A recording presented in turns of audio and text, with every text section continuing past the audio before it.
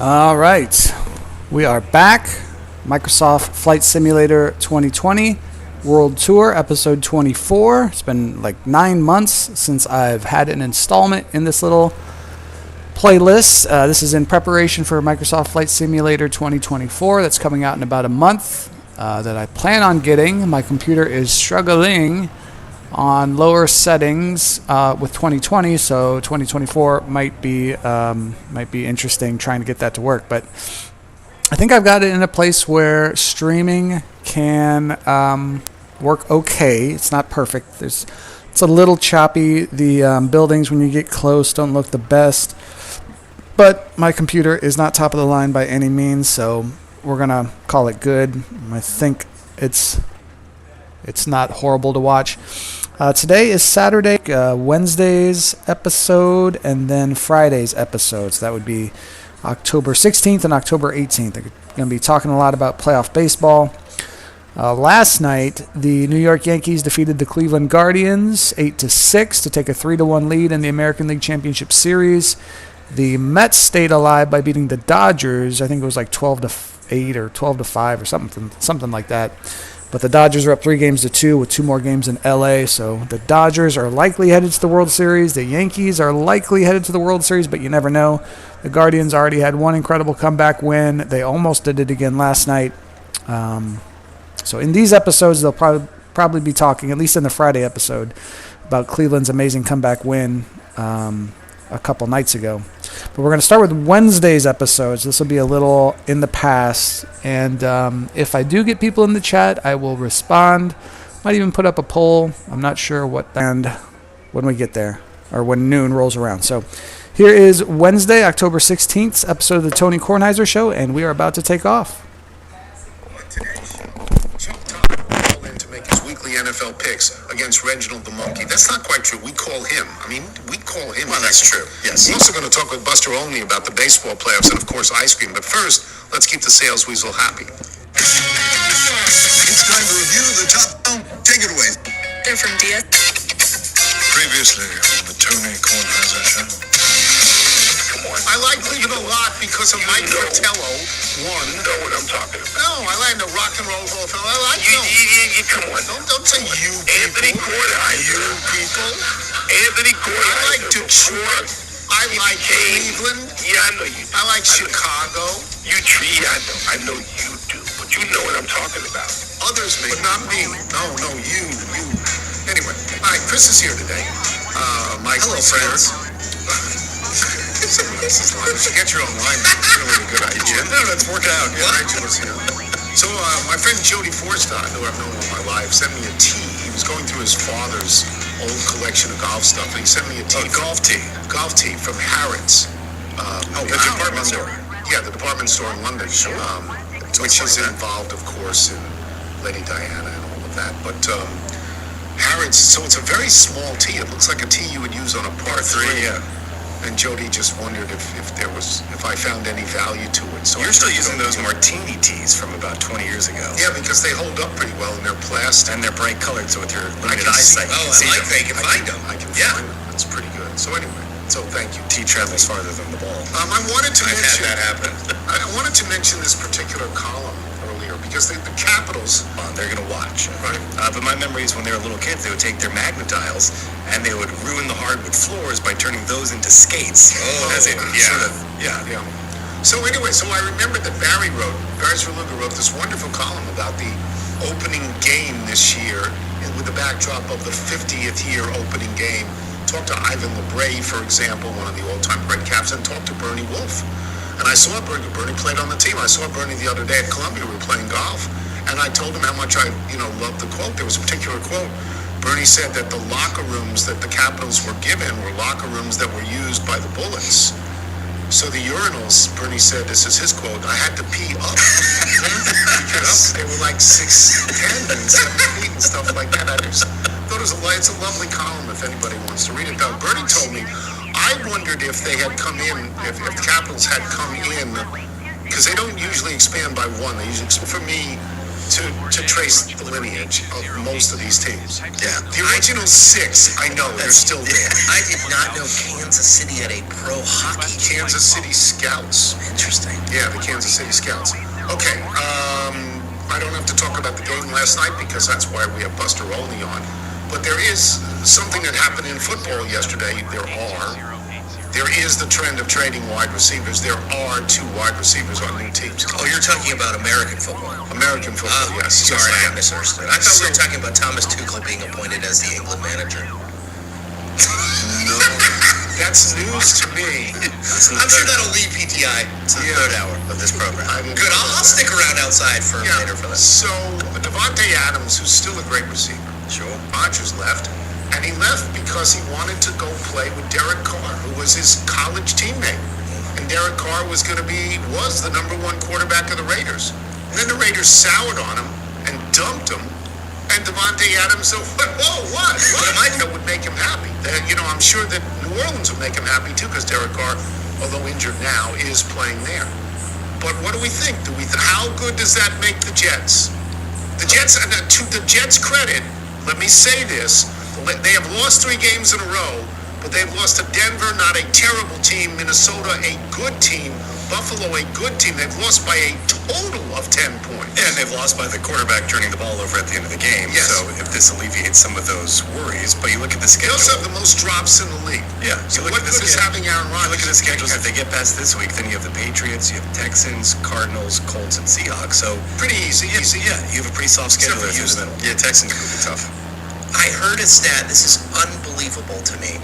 In Zach Wilson's first 6 games as quarterback, the Jets scored 113 points in his first 6 games as quarterback. How many points do you think the Jets have scored this year in Aaron Rodgers' 6 games as Well, quarterback? they averaged 21 a game, so if you did the math, it's probably about 126. 113. Okay. Exactly the same as Zach Wilson. Who was terrible.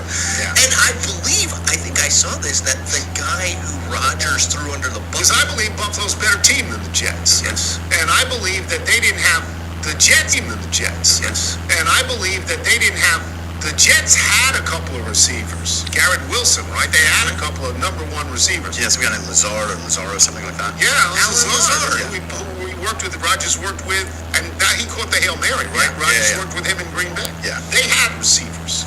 Buffalo has no receivers. Stephon Diggs said, get me out of here last year. Yeah. And they traded him to Houston, and they didn't really replace him. They replaced him with running backs, not with receivers.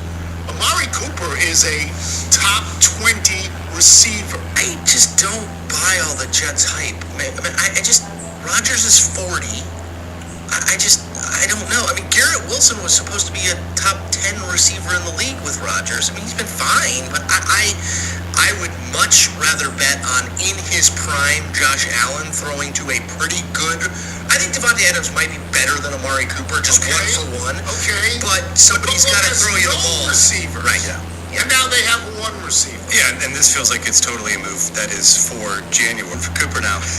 He started slowly. He had 2 catches, 3 catches, but then he had 7, 4, 4, and 4. So, again, it's not amazing, but Deshaun Watson is throwing him the ball. Is preoccupied with lawsuits. Yes. More lawsuits than touchdown passes. Okay? He's the worst quarterback in the league right now, and it's understandable. And Josh Allen may be the best, other than Mahomes, probably the best quarterback in the league. So that's a big, big, big difference. Do I have time to talk about what I did last week? Yeah. Applicable to, but maybe it is. I did not. I talk about myself a lot, but certain things I hold back, and I held this back, and I can talk about it now because it turned out to be fine. I had a colonoscopy last week. Oh, gosh. This is no fun. No, the actual colonoscopy, you're out. Yeah. It's fine. Yeah. You don't. It's the prep. The pregame. The pregame is tough. I've got one coming up, just as an FYI. All right. First So one. The pregame. First one. Yeah. So the pregame is this. Never forget. In order to look inside your colon, they want your colon and your bowel system as clean as by 20 glasses of it. And let me just say this, having gone through this last week, when they tell you, when someone in your house, like your wife, tells you, oh no, you shouldn't refrigerate it, don't listen. Refrigerate it. It's easier to drink refrigerated. Yes. And it's easier to drink with Crystal Light Lemon. It's not good. It's not good, but if you take it without any flavoring, you're not getting through 2 glasses. So yeah, Norm, you don't want to do it. So you take these things and it expels everything from your body. And you sit in the bathroom. Important for someone of a younger age like Chris is my doctor, David Shockett, who I like very, very much. My doctor said to me, could you do me a favor on if you get a chance, you're in the media, could you talk about this, the need to get colonoscopies? Because there is a very large upsurge in colon cancer among people in their 40s and 50s that they didn't see before. And the doctors don't know why, but they know we can find it, we can get rid of it. Like, get here and have this done. Yes. Have this done. And also, maybe this is cultural, he does not know why.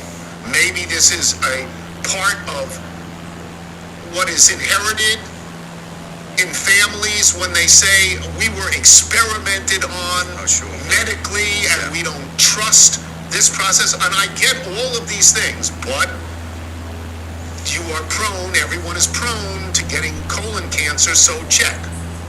So what I hadn't done it in a long time, and I was terrified.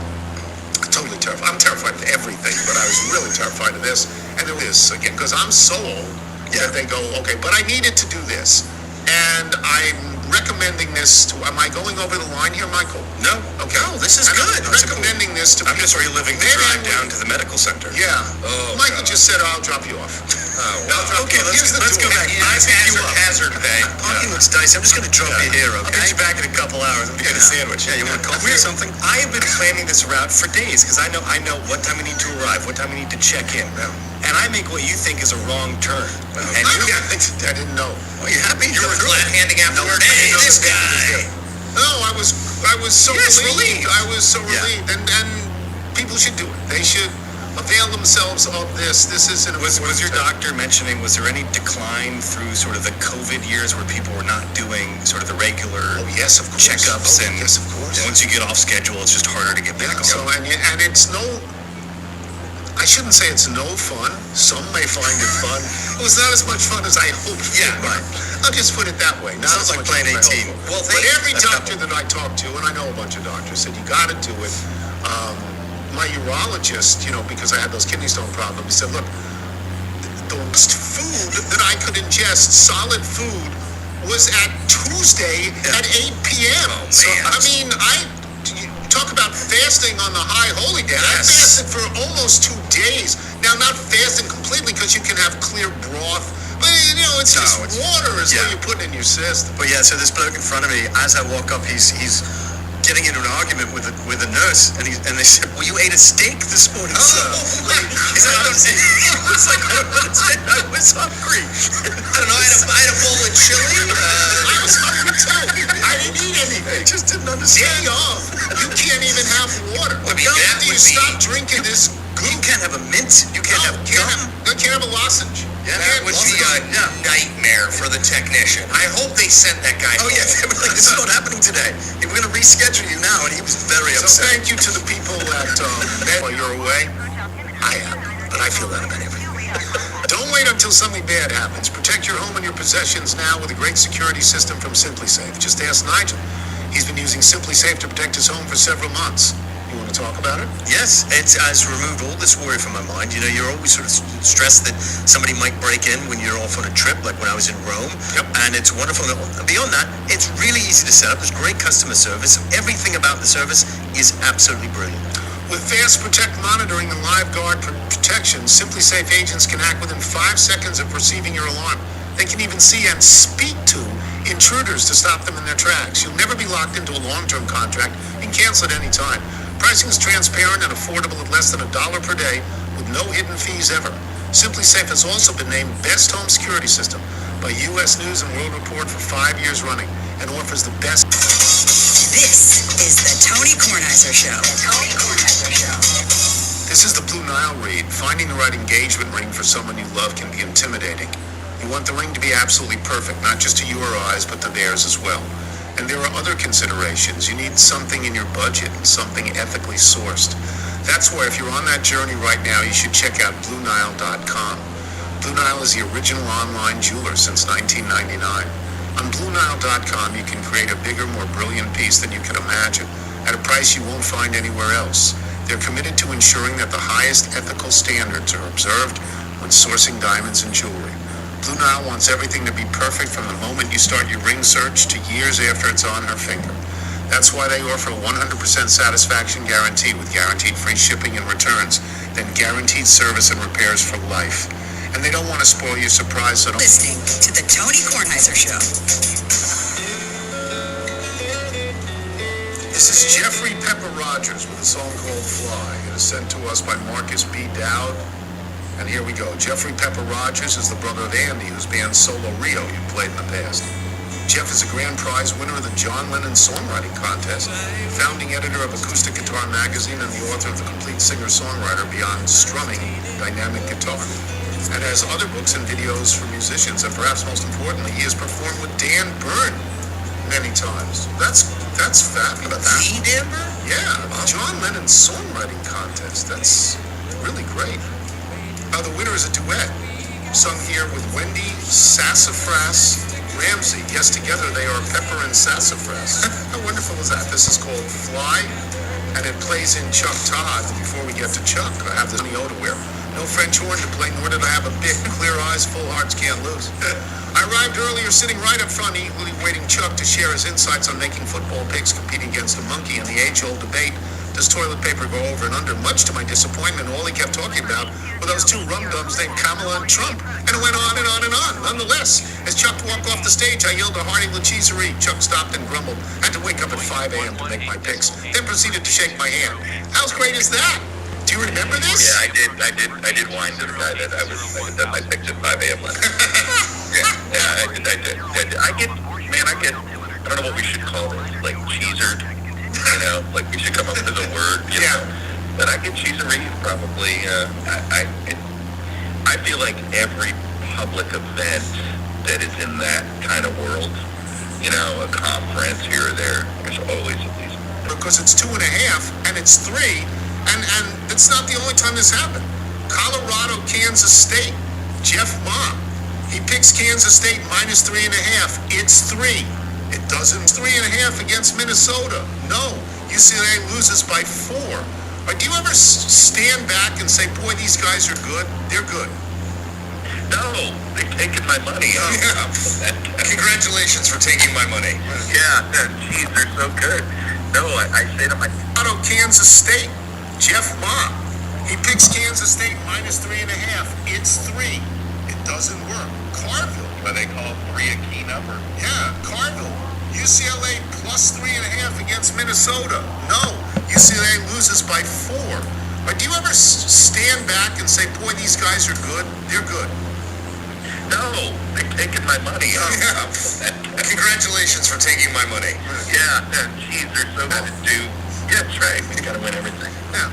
So that they can take my money. But you won. You were 4-3 on the week, and you're 22-18, and you are the best of the prognosticators so far. Before we get to the games, someone else told me that you moderated the Senate debate in Maryland. Maryland Senate debate. So this is Angela Brooks and Larry Hogan.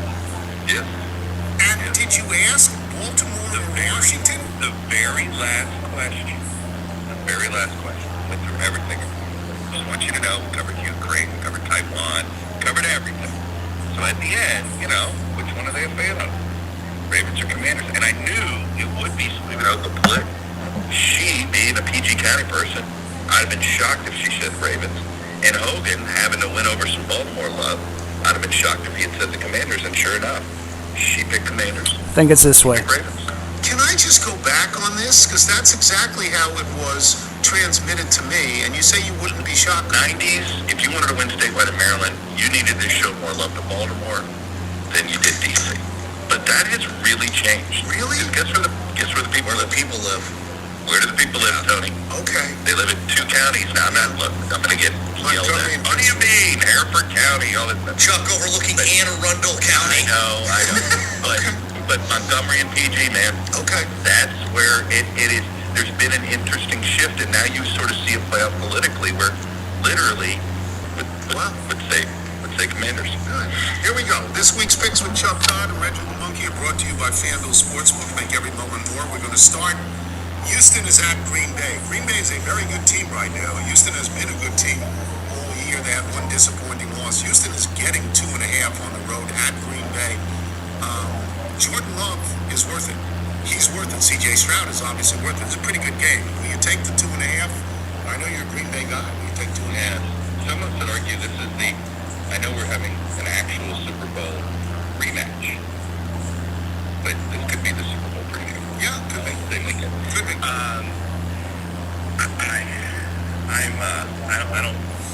I don't love giving. I don't love betting against Houston when Houston's getting points. Right. This is one of those where I take Houston getting points. I think this is a coin flip game. Attention because of the Caleb Williams game, but even his interception was like a receiver slip. Like he didn't make a mistake. It was impressive. So you'll still take, even with that endorsement, you'll take Houston in 2.5. I am. Okay. Just a little bit of a feel and a little bit of it's probably a point too much. Here is Detroit coming out of one of the most impressive victories of the year so far, just destroying Dallas. Detroit is going to Minnesota, an unbeaten. I think the Minnesota offense is I think the gig is up. I think we got peak Sam Darnold. Okay. And that's what I'm betting against here. So even though in theory you would want to, a lot of sort of situational bettors would be fading Detroit after the big win. There it is. Palace of Versailles. We're about to hit it. Now they're going into divisional game, but I'd also make the same argument I made with the Packers-Texans. Basically, if two. Then we'll head west towards Mont Saint-Michel. Philadelphia is at the New York Giants. The New York Giants lose close, but they lose. They lose all the time, the New York Giants. Philadelphia, who knows? Who knows with Philadelphia? But they got more talent than the Giants. I don't think there's a question about that. And they got Saquon Barkley, who might have motivation going back home to Giant Stadium. I don't know. Philadelphia -3, a road favorite. Yes, they do. Their coach is like you're just and losing this game would probably be a spark of some sort on that team. That wouldn't be a good spark, right? Like that you could see. It feels like it's barely being held together, but I'm betting on Saquon here. So okay. Give me Philly. Carolina is getting 7. Carolina stinks. They don't want to stay in the league. Yes. Carolina is getting 7.5 at Washington. Washington is home. Washington just lost. It is hard for me to believe Washington is not going to cover on this, but it's your bet. Who would you take? Man, I wouldn't want to bet this game because I would fear there's like a little bit. The Washington defense is still not very good. Nope. And Andy Dalton is a professional quarterback. Whatever you better than the other guy. Yep. That's right. He is a professional athlete. I might personally bet a little. Just remember, I didn't take them both. I left the monkey. The monkey thanks you. Yeah. Here's a rematch of the Super Bowl. One team appears to be as good as they were. One team is not. Kansas City is at San Francisco. Kansas City is winning close, but Kansas City wins close. They win close all the time. Kansas City is getting 1.5. It feels irresistible, or is it a game you would stay away from? I don't, 1.5, by the way, feels like the new home field advantage in the NFL. When they think teams are dead even, yeah, the home team seems to get 1.5 now. It's like they keep shaving down what home field advantage is, right? It used to traditionally be 3 points, then it sort of went down to 2. It feels like this year 1.5. The games this week are really good. They're really good. Look at these 3 underdogs, these road underdogs, that in any given week, in the same week, they're all underdogs. The Kansas City Chiefs, yeah, the Houston Texans, and the Detroit Lions. Yes. 3 teams dead. A lot of people playing teasers and all this stuff with those teams. But I'm not betting against Mahomes. I don't know if I'm sure there's a stat out there. When Mahomes gets points, I bet you it ain't a losing record. It's not. So I'm not going to be an irresponsible bettor here. I will not bet against Pat Mahomes. Okay. The New York Jets, who just got Devontae Adams, are at Pittsburgh. New York Jets are a 2-4 team. And the only 2-4 team people talk about is a Super Bowl contender. At Pittsburgh. This is Sunday night. Road favorites. -1.5 at Pittsburgh. We got. That's another one. Mike Tomlin getting points. Yeah, Yeah. Yeah, there's no chance. I know I took a lot of underdogs this week, but and Aaron Rodgers doesn't look great. This is not a scheme issue. This is not enough wide receivers issue. So I'm not buying into the Devontae thing. I bought the whole Jets had to win last week business, and they didn't. Jeff Saturday died yesterday on PTR. Exactly what you're saying. Why would you do this? And he said, look, he's out there practicing. The players will know. The players will know who's better. Yeah. And that's how it's going to work. And he said that, from a player's perspective. You and I would feel the same way. What are you doing? But he said players roll with that if the guy's better. They also, do. Tomlin's, right? I mean, every year I feel like people predict, well, this year Tomlin's not going to be 500. Every year. It's not Tampa Bay. It's Monday night. Tampa Bay's better than we want to believe. Baker Mayfield is better than we want to believe. It is easy to criticize him. He's better than we want to believe. The butt offense. Yeah. The Tampa offense, they move the ball. Yeah, it's Baltimore is a 3.5-point favorite because at this moment right now, Baltimore is no worse than the second best team in the NFL. Right now, that doesn't mean Sunday or Monday, whatever it is, but it's a pretty good game. Will you give 3.5 and take the road team? Well, that half point I think is a lot with Baltimore, right? They hang around the number. But they covered last week. I didn't expect them to do it. I thought they'd, but they tried. They said, "Come on in. The back door's open. Go ahead and cover." Yes, and Washington kicked the field goal rather than try to get that last touchdown. That would have covered that spread. So they needed 2 scores. They had to. They needed 2. Sure, I get it. But old school. Put your hands on that, smoking and laughing, hanging with Bud Brent, tapping on his purple attache. Angel's going to the zoo. Reginald's got the lights. Sometimes he moves cool, and he's had too much Johnny Walker Blue. That song's got Chessie. Yeah, Chessie just said, I'm waking up now.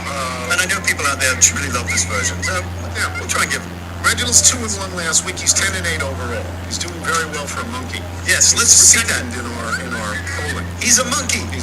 And he's 10-8. If you're betting with the monkey, you will make money. He's first in the simian class. Oh, yes. Very first. So I went down to the National Zoo, and it was a chaotic scene, as it often is when I go down to see him at his flat there, because he was hosting a welcome party for the pandas that are back. That's right. They're not back, but other pandas are here. So these new 2 pandas, whose names I believe are Larry and Ichabod. I thought it was that. I thought, or it could have been Ring Day. Did summer stalk with Reginald back in the day. Isn't Helen Mirren deceased? No, still very much alive. No. Oh, interesting. Very much alive. Did you realize that did Reginald have a comment on the fact that the pandas, though they are now in Washington, will not be unveiled until January? It's like a space station situation. Weird. Yeah, well, January. You gotta build up the moment. But there are more panda cams than ever. Very weird. And by the way, if you ever go to the National Zoo to see the pandas, there's a good chance you won't see them for hours. Sorry, folks. You may be mistaking Helen Mirren for the with Bart Starr, Ray Nitschke, and Jerry Kramer. So clearly ties to the Packers. He'll take Green Bay and lay the 2.5. Now the next match we gave him, this is not going to be a surprise to anybody, was the Vikes at home giving 2.5 to the Lions. And this was a very interesting photograph that Reginald showed me. He was building a log cabin with Bud Grant in the middle of a raging blizzard with both of them just wearing t-shirts. Yeah, t-shirts. Yeah. So obviously he will take the Vikes and lay the 2.5.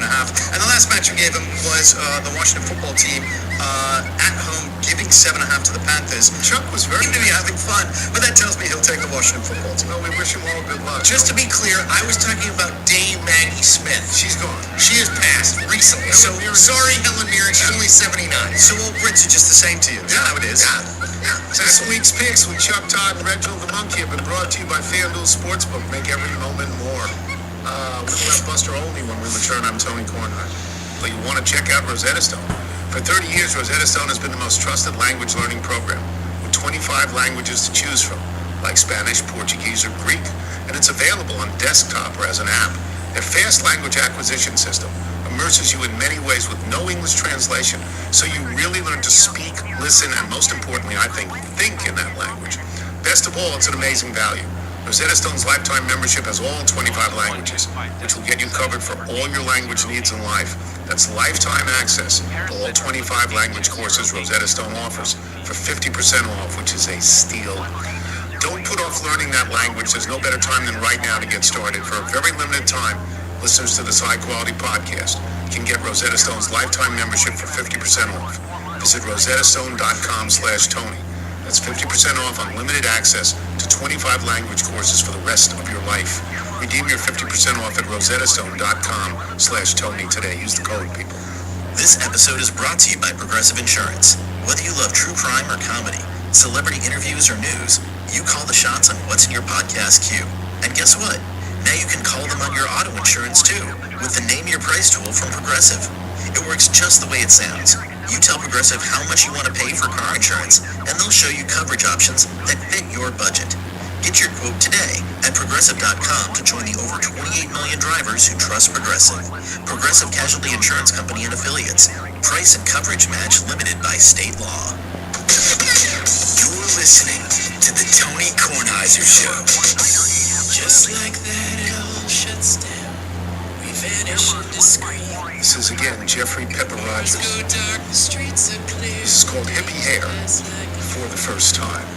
Hippie Hair. Out there on the front lines, the news is only grim. This guy's a pretty good singer. Yes, he's still concerns is that my hair could use a trim.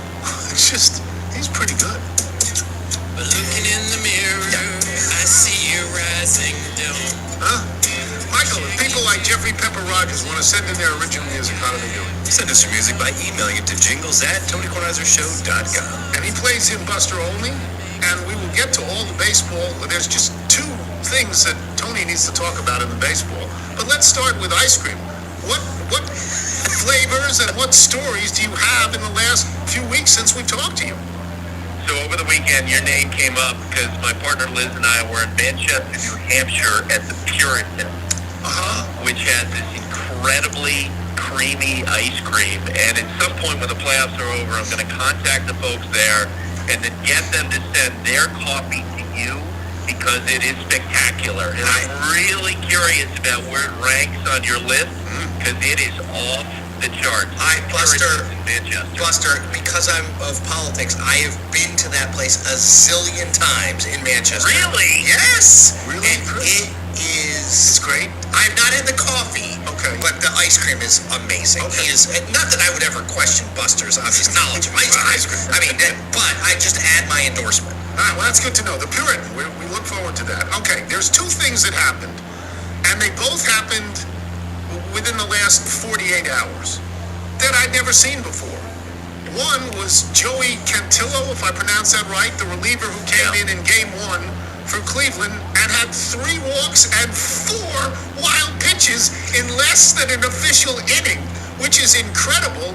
And then last night, after Mark Vientos had hit a grand slam out of anger because they walked Francisco Lindor to get to him, the Cleveland guy walks Soto to get to hello Aaron 58 home runs Judge, who can't hit in the playoffs and didn't hit a home run. Just talk to me about those two moments, because if you're a baseball writer, they are extraordinary moments in playoff games. Well, they are, for sure. And, you know, in the case of the young left-hander that Cleveland brought in, you know, this is someone who's just had a cup of coffee in the big leagues. He doesn't have much experience. He's brought into a situation where the bases are loaded. I thought it was a mistake by Stephen Vogt, the Cleveland manager, you know, who's going to be in the conversation for American League Manager of the Year.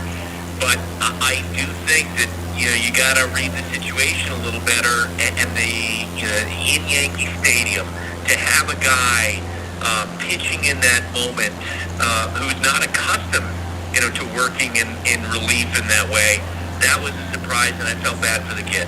Like, I really, as I watched it, I cringed, because I've seen, you know, examples like Rick Ankiel when he was with the St. Louis Cardinals. He loses the strike zone, and then there's a carryover effect because it gets into the pitcher's head. Look, this is not a case with the wild pitches where he's missing the strike zone by an inch or two. he's bouncing the ball 5 feet in front of home plate. And it makes you cringe when you see it. It brought me back to my days of watching Chuck Knobloch play second base for the Yankees. And on the other side, look, I understand how managers think about the idea of, well, we don't want to let this guy beat us. I do think sometimes in the postseason they do overthink it, and I just think you pitch to both those guys, Soto and Judge, because they're generational players, they're generational hitters, and you just have to go after both of them. This is 24 hours after Vientos hit one out. There's a fabulous statistic on this that I'm sure you know that others may not know. There have been 45 Grand Slams in the playoffs since 2000.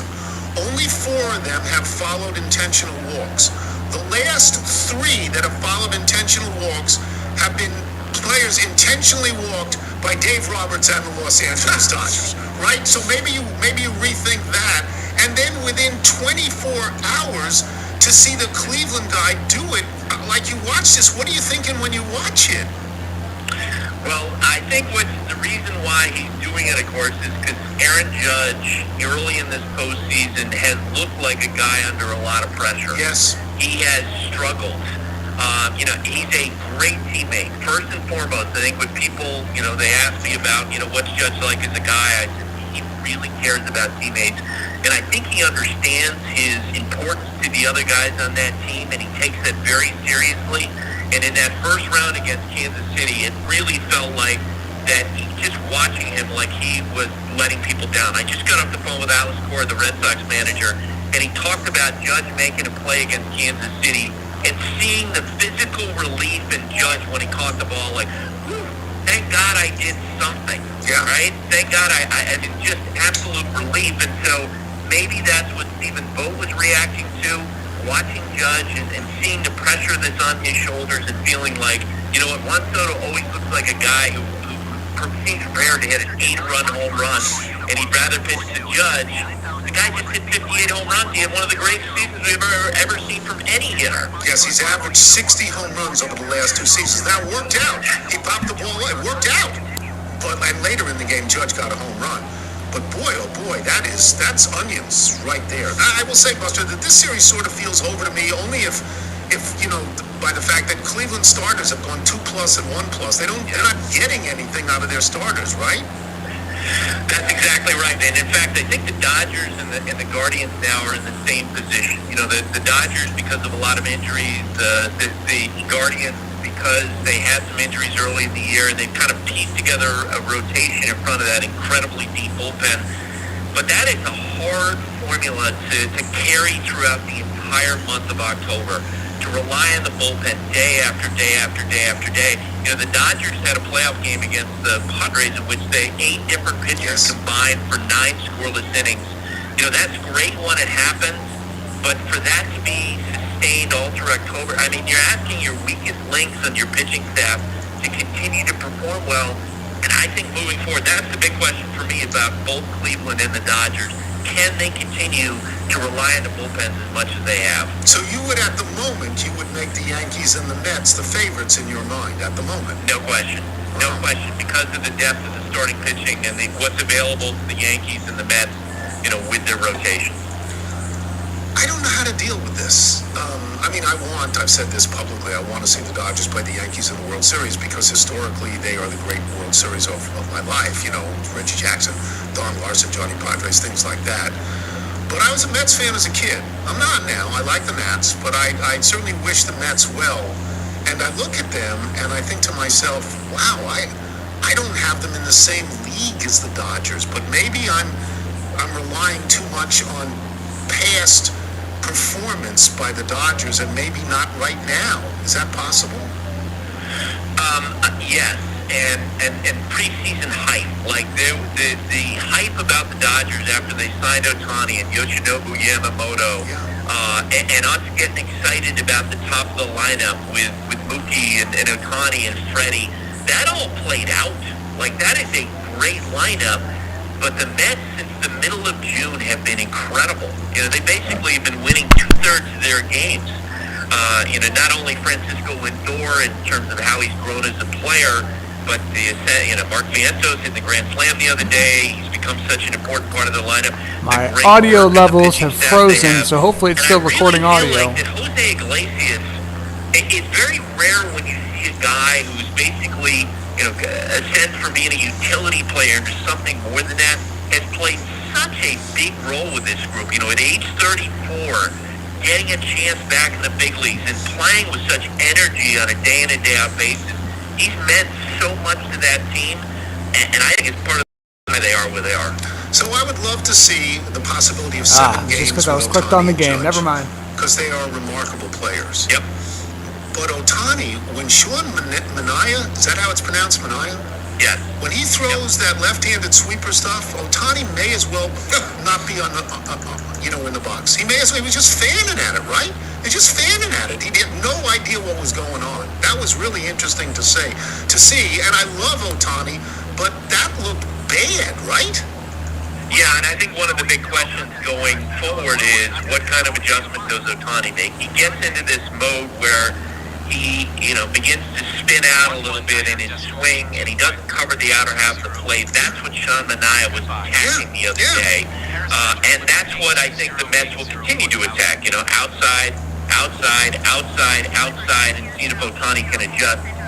I think that also, what we saw with Manaea versus Ohtani, probably said more about Manaea than Ohtani. Manaea, and I've never seen this in all the time that I've covered baseball, in mid-season, he's a guy who's been to big leagues for almost 10 years, and he's watching Chris Sale of the Braves, and he's seen Chris Sale throw crossfire, and Manaea's like, you know what? I think I want to do that. I think that might help me. In his next bullpen session, he changes his mechanics dramatically to do that, and he's a completely different pitcher, and the way that he's thrown and that adjustment that he's made is probably going to make him an extra $60 to $80 million in free agency this fall. He is a completely different and great pitcher since making that change. They're a completely different team. They score in bunches. Yeah. The Mets, even when they lose, they played the most entertaining games, right? They're so much fun to watch. They are fun to watch. The depth in their lineup has been difference-making, and as they went through the stretch, there have been stretches of time where that lineup has absolutely carried them. With Lindor at the top, Pete Alonso, it feels like in this postseason, driving the ball the other way, making that adjustment, all down through the bottom of the lineup. I mean, they come at you in a way that, only the Dodgers, I think, have the capability to have a lineup that deep. So if we got a Yankees-Mets World Series, if I'm not mistaken, it's fine for me because I grew up on Long Island, but most of the country said, I don't really want to watch this. It got a pretty low rating, right? That's right. Subway Series back in 2000, that's exactly. I mean, me, at that time, I was working at the New York Times, and we were all excited about it. Sure. It filled the newspaper every single day, and then when the ratings came in, it was clear that a lot of people were just turned off by it. And they didn't like the idea that of the two big market New York teams. And let's face it, there's going to be a lot of discussion about money, about payroll, if in fact that's what we wind up with. Because you have the Mets with the biggest payroll. I think the Yankees are number 3. It's going to feel like big money, versus big money. But of course, there's a lot more nuance to it than that. Well, the Dodgers are in the top 3 too. I mean, this is for those of you who don't think that money matters. Cleveland is. There's some research on this. Cleveland is 21st out of 30 teams, and the other 3 are 1, 2, 3. They're 1, 2, 3. So money obviously matters, and spending money, having a lot of money and spending it wisely matters. You wouldn't have said the Mets spent it wisely last year. They cut down a little bit on payroll, and now it looks like they know what they're doing. It's hard to argue against that, isn't it? With 100%. I mean, you'd much rather think about the Dodgers when they were owned by Frank McCourt, okay? They basically didn't try. They cut their payroll way down. He cashed checks. And this great franchise went dormant for a time in the, 2000, in the early 2000s. And then since Andrew Friedman came in as head of baseball operations there, he has fully exploited all the power that the Dodgers have. Yeah. Not only spending on guys like Ohtani and Yamamoto, but also developing this incredible farm system, their player development system, and that's what David Stearns, who just took over the Mets a year ago, is trying to do as well. And for all the criticism of Brian Cashman, the Yankees general manager, Aaron Boone, the manager, bottom line is every year the Yankees are competing. I mentioned I just talked to Alex Cora, and he was sort of laughing about the criticism that they take. He said, I'd love to be in a position where I'm, trying to win every year. The Yankees, Dodgers, Mets are trying to win this year. Let's face it, in baseball, that hasn't always been the case over the last decade. Andrew Friedman had a great success at Tampa with no money. Now, if you give him money, it's going to be better. Like, I've been poor and I've been rich. It's more fun to be rich. Right? I mean, Andrew Friedman has proven he can do it without the money. Imagine what he can do with money. And that's how it's playing out now. It's interesting because on one hand, Andrew, has gone out and spent the big money on guys like Ohtani, but there's always, with all of his deals, some sort of a matter of him grabbing depreciated assets, right? When Freddie Freeman left the Braves, he had no bidders. So guess what? Andrew Freeman jumps in and he gets them at a discount rate. Yeah. The same thing happened with Mookie Betts. No teams are trying, other than the Dodgers, were aggressively trying to trade for him. And not only does he get Mookie, one of the best players, but he also gets him to take about a third of his contract on deferred dollars.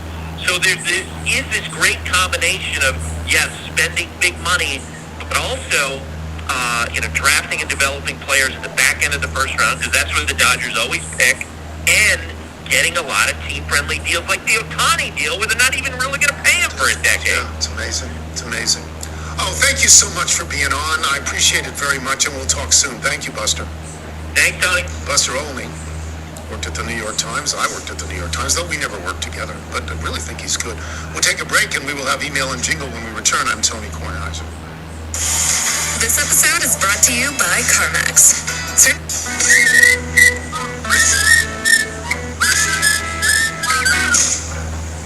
Here comes Tony's mailbag. It's your email faxes and your notes. Here comes Mr. Tony's mailbag. On the reason for all of your folks. Perhaps you recognize Darius Rucker. That's him. You want to do the Bethesda Bagel ad for us? Yes, Bethesda Bagels, we love them. You will as well. Just go to BethesdaBagels.com for the location in the DC area nearest you. Then pop on in and you will be thrilled. That just about does it for us today. Before we get to the mailbag, let me say I'm just a poor boy, though my story's seldom told. I've squandered my resistance for a pocket full of mumbles, such are promises. All lies and jests. Still a man hears what he wants to hear and disregards the rest. That's Paul Simon in his early to mid-20s. That's as good a lyric as anybody's ever written. Yes. I watched on PBS recently, they replayed Simon and Garfunkel concert in Central Park. I mean, first of all, Art's a weird looking dude, but secondly, it was incredible. Yeah. Happy belated birthday to Paul Simon, yes. Yeah. Thanks to our guests today, Chuck Todd and Buster Olney. Thanks as well to today's sponsors. Remember, you can listen to us on Apple Podcasts, Spotify, and Odyssey. To get the show through Apple, please leave us a review. From Matthew Wine in Pittsburgh. I'm from Pittsburgh. I live in Pittsburgh. I've driven from Pittsburgh to Washington and back hundreds, maybe even thousands of times. Everyone here, when you grow up around here, and I'm talking about Pittsburgh now, Tony, we've all made that drive. We know that drive. We're from here. We grew up with that. We've known the drive to Washington's whole family since it was in the 8th grade. The drive to Washington lives in my building. It takes 4 hours. It's always taken 4 hours. Midwest, East Coast, Mid-Atlantic, Appalachia, wherever you think Pittsburgh is, it doesn't matter. 4 hours. Get out of here with that joke. That is an answer to Michael Ray Wilbon, who said it took 2.5. 2.5. You don't drive like Wilbon. Great reference to lives in my building. Talking about. Sure. From Harry Hawkins. Oh, from Harry Hawkins. Okie dokie, who I know. Dear Tony, when you first brought up Mallory Crossan helping you with your sweater earlier this year, I said, wait a minute, I know that Mallory. I work with Mallory. She and I have teamed up regularly since 2020 on coverage on the PGA Championship, given her role with the PGA of America and mine covering golf for ESPN. Harry was a caddy when I first met him. What are the chances she's also a fan of my favorite podcast hosted by a bald orange man? And all three of us know Bob Dolan. Pretty good, apparently. Tuesday night, we had a chance to catch up at an event to promote the upcoming Ryder Cup in New York City. Photo of us posing next to the cup is attached. I see it. I love it. Thanks for all the shared laughs over the years. P.S. 10 seasons now since Bryce Harper asked, "Where's my ring?" Someone should probably help him look for it. Ouch. From Ezra Fisher, I would like to extend my invitation to you and the crew to my friend and fellow loyal little Brendan Gilfillan's wedding on October 19th, the day of his wedding to the woman he will soon be related to by marriage, Megan Honor. I would send you an invitation to sign, but although I've been friends with Brendan since we're both 8, I didn't get one. He claims it was lost in the mail, but I know a Liz Clark type situation when I see one. Anyway, I'm planning to crash it, so you can too. I don't know about the parking situation, but their wedding website has an entire page on the Bay Bridge, so they're clearly your type of person. I can only imagine New York-style pizza will be served. From John Mossman. My daughter is an avid reader, and she recently asked if she could read Salem's Lot by Stephen King, who Wilbon would likely call a Midwest author, but I digress. Given the relatively adult content of the story, I was hesitant for her to read it, but ultimately gave in. I recently checked on how she was liking the book.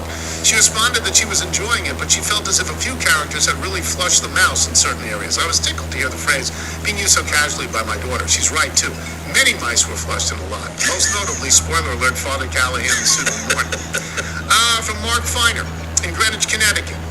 We who follow with care the Nobel Prize in Literature stakes were hoping this year would be different. There was talk that work from an earlier time was going to be recognized, so we allowed ourselves to believe those old bandwagon funds might finally get their due. Alas, you've been robbed again, this time by Han Kang, the South Korean writer of the 2000 novel The Vegetarian. In that work, the protagonist gives up meat and yearns to become plant life, sustained by nothing but the sun. I can't say I know how it all turns out, but I'm told she succumbs in the end to a vicious case of blossom envy. According to the Times, Kang is known for intense poetic prose that confronts historical trauma and exposes the fragility of human life. Well, sure, but can she name the rascal? Great email. Steve in D.C. Remember Alan from St. Louis who got out of his car to accost you while you were walking your dog so he could give you some trivia about the St. Louis Arch? Well, he's my next door neighbor and a great guy. A few years ago, he announced he had purchased a deli slicer. This thing rivals anything you would see in Safeway, and he plays it like Yo-Yo Ma on his cello. I'm certain Alan would be happy to have you come over with a 10-pound hunk of Black Forest ham so he could slice it for you. Thick cut, medium paper thin shavings, maybe a variety pack, whatever you like. The best part is he generally gets up about 5:30 in the morning, so you can get there early and avoid the lines. Also, English is his first language. Let me know, I'll hook you up. A brilliant email in response to the Safeway. The deli's not open. Your store is open. There's no one working in the deli, and the woman who's there is not qualified to use the slicer. Sorry, folks. Second park's closed. Moose outside should have told you. Wow. Nathan Ackerhelm in Charlotte, North Carolina. I'm sure Wilbon has a guy who delivers boarhead deli meat to his door. Maybe you could get his contact information. Dan Smith from Middletown, Idaho. Every state has a Middletown, doesn't it? Every state. I've worked at a grocery store for 18 years and I've managed a store for 12 years. I can tell you that the deli is the hardest department of staff and has the highest turnover. So it does not surprise me if the person that was supposed to open the deli did not show up. What did surprise me is that the manager that they called over to talk to you did not slice the meat and cheese for you. If you're running the store, you should know how to use a meat and cheese slicer. In the company I work for, all managers are expected to be able to work in every department in some capacity. That guy's a chump. If no one shows up to run the cash registers for people to buy their groceries, what's he going to do to dance for them? Will you name me the official grocery store manager of the Tony Corner? Sure, if you get poor service again, just tell him that you know the official grocery store manager of the Tony Corner show and can call him for support. Call me and I can help guide them through whatever you need over the phone. These emails today are great. They're just great. It's a good batch today. From Chip Robinson, Mount Pleasant, South Carolina. I'm with you on Boar's Head, but you got to go to Tavern Ham. You're welcome. I don't know Tavern. Is that a brand? I guess it's a brand. I don't know it. From Mark Sikowitz in Crofton, Maryland. Sometimes having nobody at the deli counter is better than having somebody. Several months ago, I went up to the deli counter at my local Safeway and asked the high school age worker for a pound of coleslaw. His response, quote, "What's that, like ham?" What? After 5 seconds of open jaw and stunned silence, I pointed at the tray of shredded cabbage and I said, "This is coleslaw." I assumed this was his first day on the job, but come on. Wow, these are good. What is that, ham? From Brett Boss or Bossy in Lee, New Hampshire, formerly Buffalo, New York. Drake May finally gets a start, but we can't get the lady at the deli counter a few reps? Come on, man. What are you even doing out here, man? From Rory Kimberlin in Gardner, Maine. My in-laws recently left for a month-long Pacific cruise. I passed on your information for life about free ice cream, and rather than be alarmed, my mother-in-law got excited at the My father-in-law then left to check his life insurance policy. On a different note, as a Mainer, I am the ilk Wilbon speaks of. My experience with Detroit is just seeing a trash airport on my way to somewhere else. I did attend a fancy wedding in Milwaukee once, so I guess it isn't all forgettable. I kid, as a lifelong Jordan fan, I love Chicago.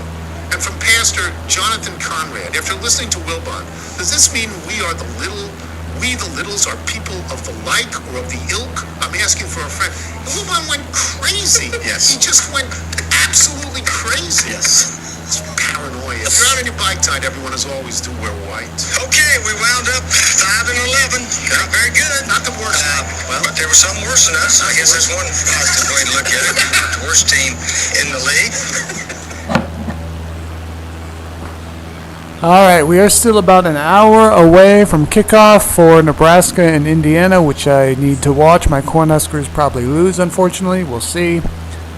So we'll do one more episode of the Tony Kornheiser Show. We're on our way to Mont Saint-Michel in France, and then we'll land wherever we are around noon Eastern Time. It's currently 10:58 a.m. Eastern Time.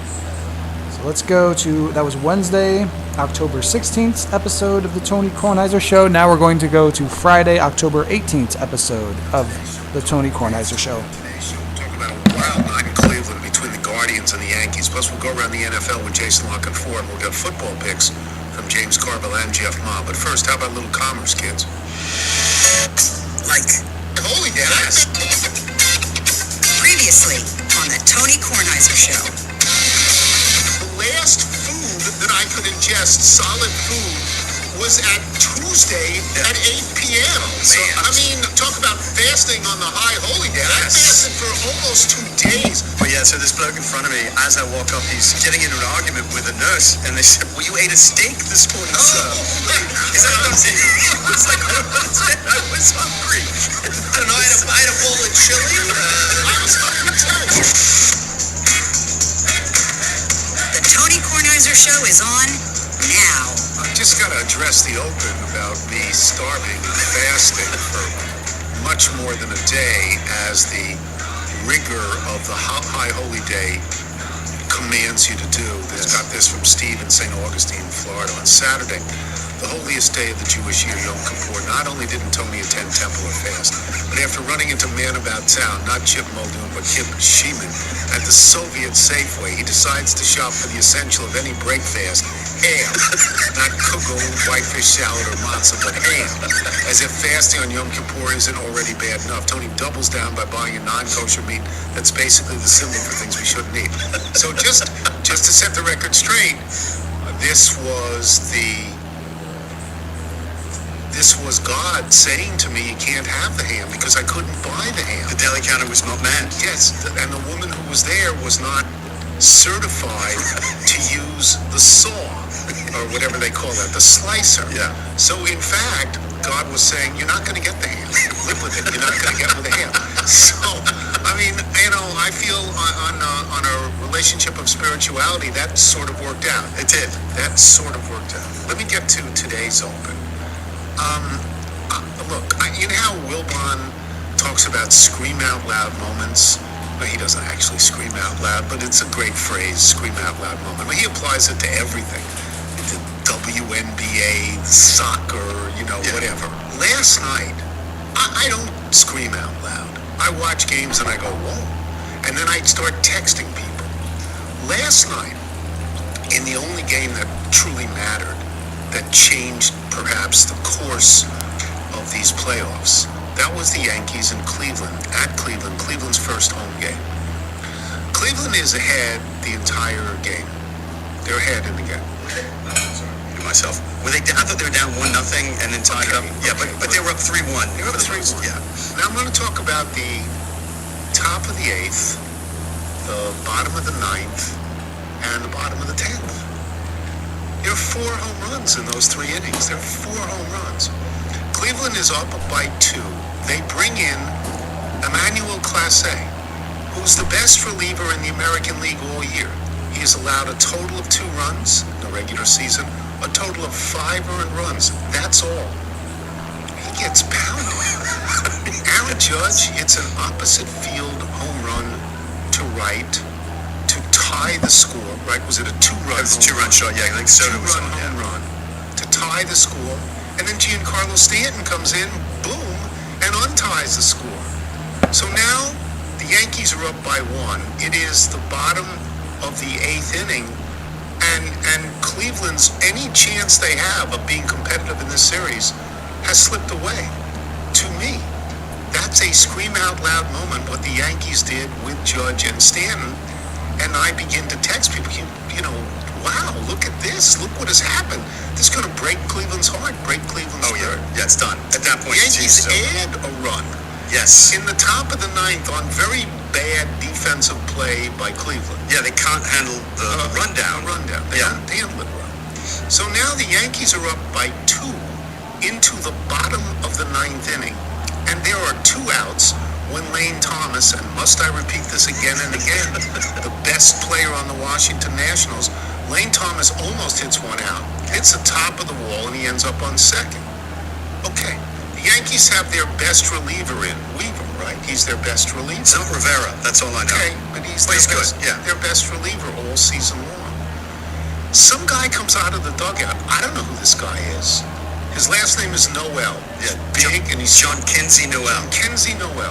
Big and strong. He's pinch hitting, right? Yeah. Boom, see ya. He hits it out. Yeah. He ties the game.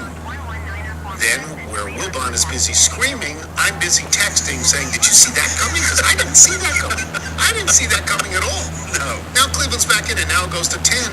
And in the bottom of the 10th, David Fry, who hit one out against Skubal, the best pitcher in the American League in Detroit, to win that game for Cleveland. He was a pinch hitter then. He's been in the game for a couple of innings. He hits one out with a runner on first. And Cleveland walks off the Yankees and has a baseball celebration, the likes of which they probably haven't had in 50 years. Yeah. It's just, that was truly an astonishing game. In the 8th, the 9th, and the 10th, it was tremendous. Why baseball's great. Yes. It's why baseball is great. It's not a last-second shot in a game where you have a 24 or 30-second clock and you know you have to get rid of the ball. You have to shoot. It's not that. It's not that. It's not football. On football, there's a drive at the end of a game, but it doesn't usually go back and forth. It doesn't usually, not like this. No, don't not trade like touchdowns. baseball. Yeah. So this was, to me, an amazing, amazing game. The other game, the other baseball game, wasn't much. What was the rap on Shohei Ohtani? That he was not hitting with nobody on base. He was not hitting in the leadoff position. Well, he hit a home run his first time. Does that make you happy? Does that make you happy?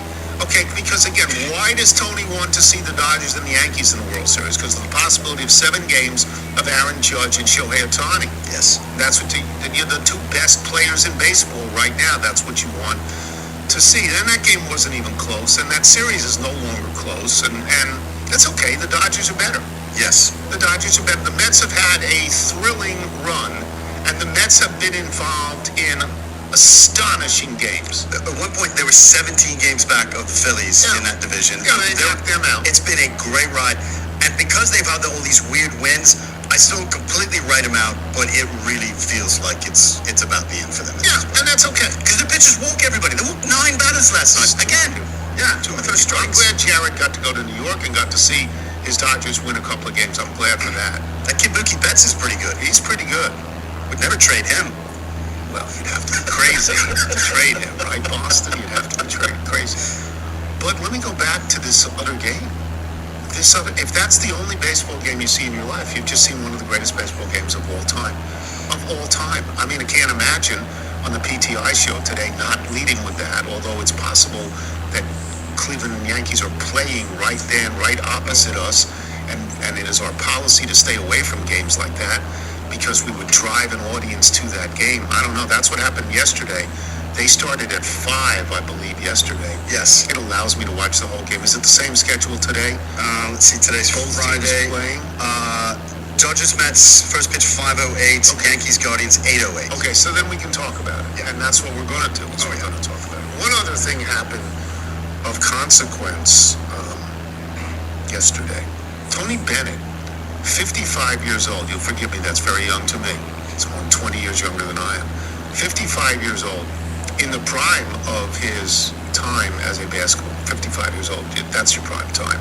From 50 to 60, maybe from 40 to 60, maybe that's your prime time, and that's your prime time. He's walking away. He's going to talk today. When we record this, it is not yet 8 in the morning Eastern time on Friday. He's supposed to talk at 11 o'clock, so I don't know what he's going to say. When this came across yesterday that he was retiring effective immediately, I apologize for my thoughts, but they are the thoughts of everybody. One is some health problem, a health issue that demands his complete attention and he can't coach. And two is maybe something weird, something weird going on that you didn't figure and you go, oh, I see that. But no other reason can you have. And I talked to a guy last night who is a Virginia grad. And he said, look, what I think it is that Tony Bennett is not a guy who goes out and recruits people that score 35 points a game. He's a defensive-oriented guy. Yeah. He promises people are going to work hard on defense, and that's how they're going to win. And they're not going to score 90 points a game. They're going to win with 50 to 60. And maybe kids don't want to play that anymore. And maybe there's no NIL money for those kinds of kids anymore. And maybe he looked around at college basketball and said, my style isn't going to work anymore because I can't get the players I want to get, even though Virginia is a great academic school, and even though Tony Bennett won a national championship and remained until right now the only coach, I believe, in the ACC to win a national championship, now that Krzyzewski and Williams and Boeheim are no longer coaching. I just read for the first time, I think since 81-82, there's not a coach in the ACC with a national title. Yeah, it's always been the best conference. So we don't know exactly why he's doing this. He will probably shed some light on it, and then there will be reporting in the next week or so that will tell us even more. But that is sort of a stunner. We couldn't really handle it on PTI. You might make it happy trails to Tony Bennett retiring at 55 from Virginia, but we have no second sentence because we don't know why he's going to do it. So you can't really just sit there and say, hey, kids, we have no idea. But we're just going to say you can't do that. It doesn't work. So we laid away from it and just made it an omission. Treated it in one sentence and Mike and I expressed our sort of kind of disbelief, like, wow. Yeah, it was a wow moment. That's all you can say. 55 years old. And as much of a wow moment as that was, it was not a wow moment like the Cleveland Yankee game. No. That was just fabulous. And on that note, I will get out of here. We will come back. I did want to ask you a question. Is there no truth to the rumors that maybe Bennett is moving up north to Binghamton, New York? I would say there is no truth to that. I would say that they'll be the last person on earth who I would think would apply for the job at Binghamton, which is filled, by the way, by a guy who won more games last year. He had a great year. People have won, for the last 10. So we're not looking for. You know what? We're not looking for a coach. But if Tony Bennett called Harvey Stenger and said, I've always wanted to coach at Binghamton, I think you have to take him. Yeah, well, you certainly have the conversation. I think you have to. Come on, I have to take Tony Bennett. But no, he's no. And we'll find out, as I said, later. So Jason Luck and 4 when we return. I'm Tony Kornheiser. This is the Tony Kornheiser Show. Tony Kornheiser Show. This is a Simply Safe read. Have you ever felt a sense of unease when you leave your home, wondering if everything will be safe while you're away? I have, but I feel that about everything. Don't wait until something bad happens. Protect your home and your possessions now with a great security system from Simply Safe. Just ask Nigel.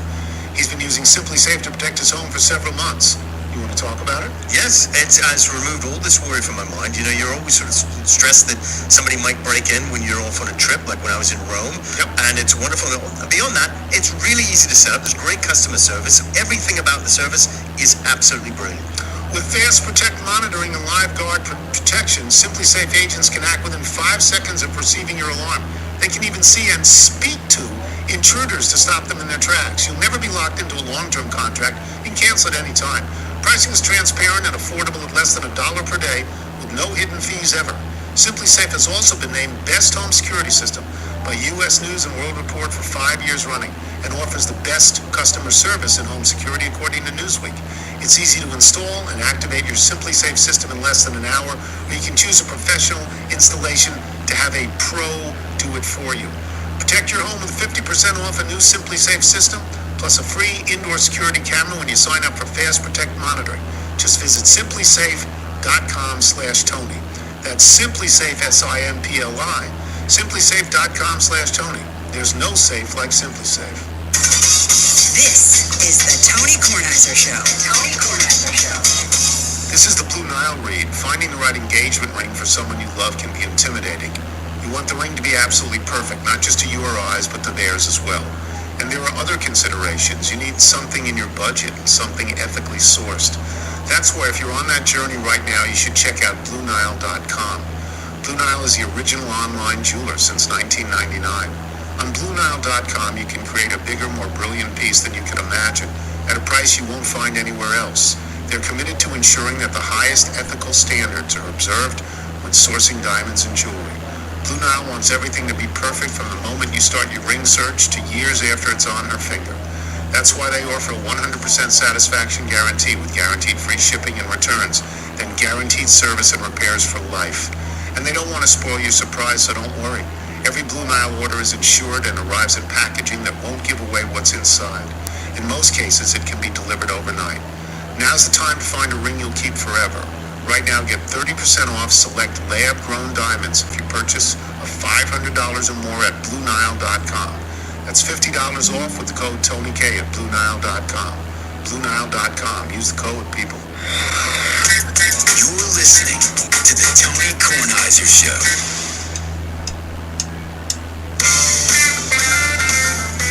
This is a song called That's My Baby by a band called Flotilla, or Flotilla. Flotilla? Yeah, I think Flotilla. Yeah. It could be pronounced either way. It could be. I don't know. We'll try with Flotilla. And the note comes, my name is Doug Schulteis. I'm the bass player for the band Flotilla and a fan of the Tony Kornheiser Show, and I'd love for our song That's My Baby to be featured on your show. And it is. That's the way it works.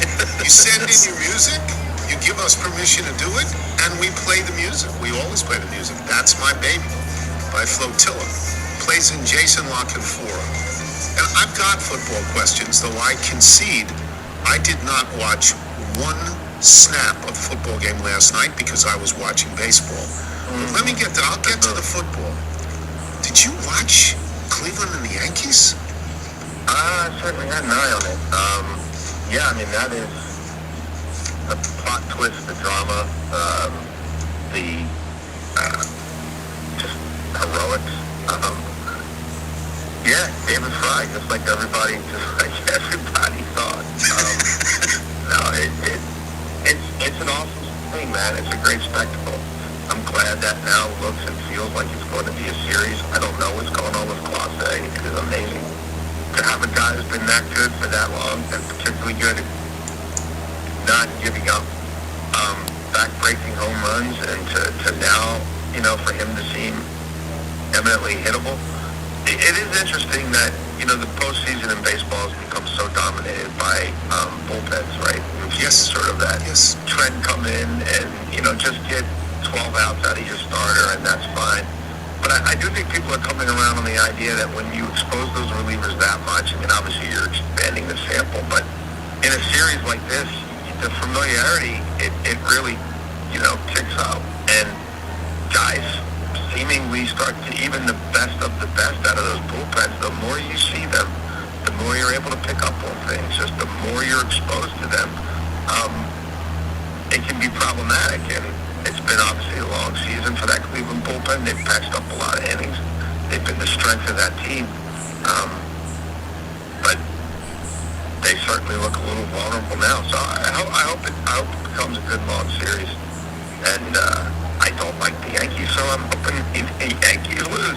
To your point, and I'll go back 20 years, the greatest reliever of all time, Mariano Rivera, the Red Sox came to know him over a long period of time.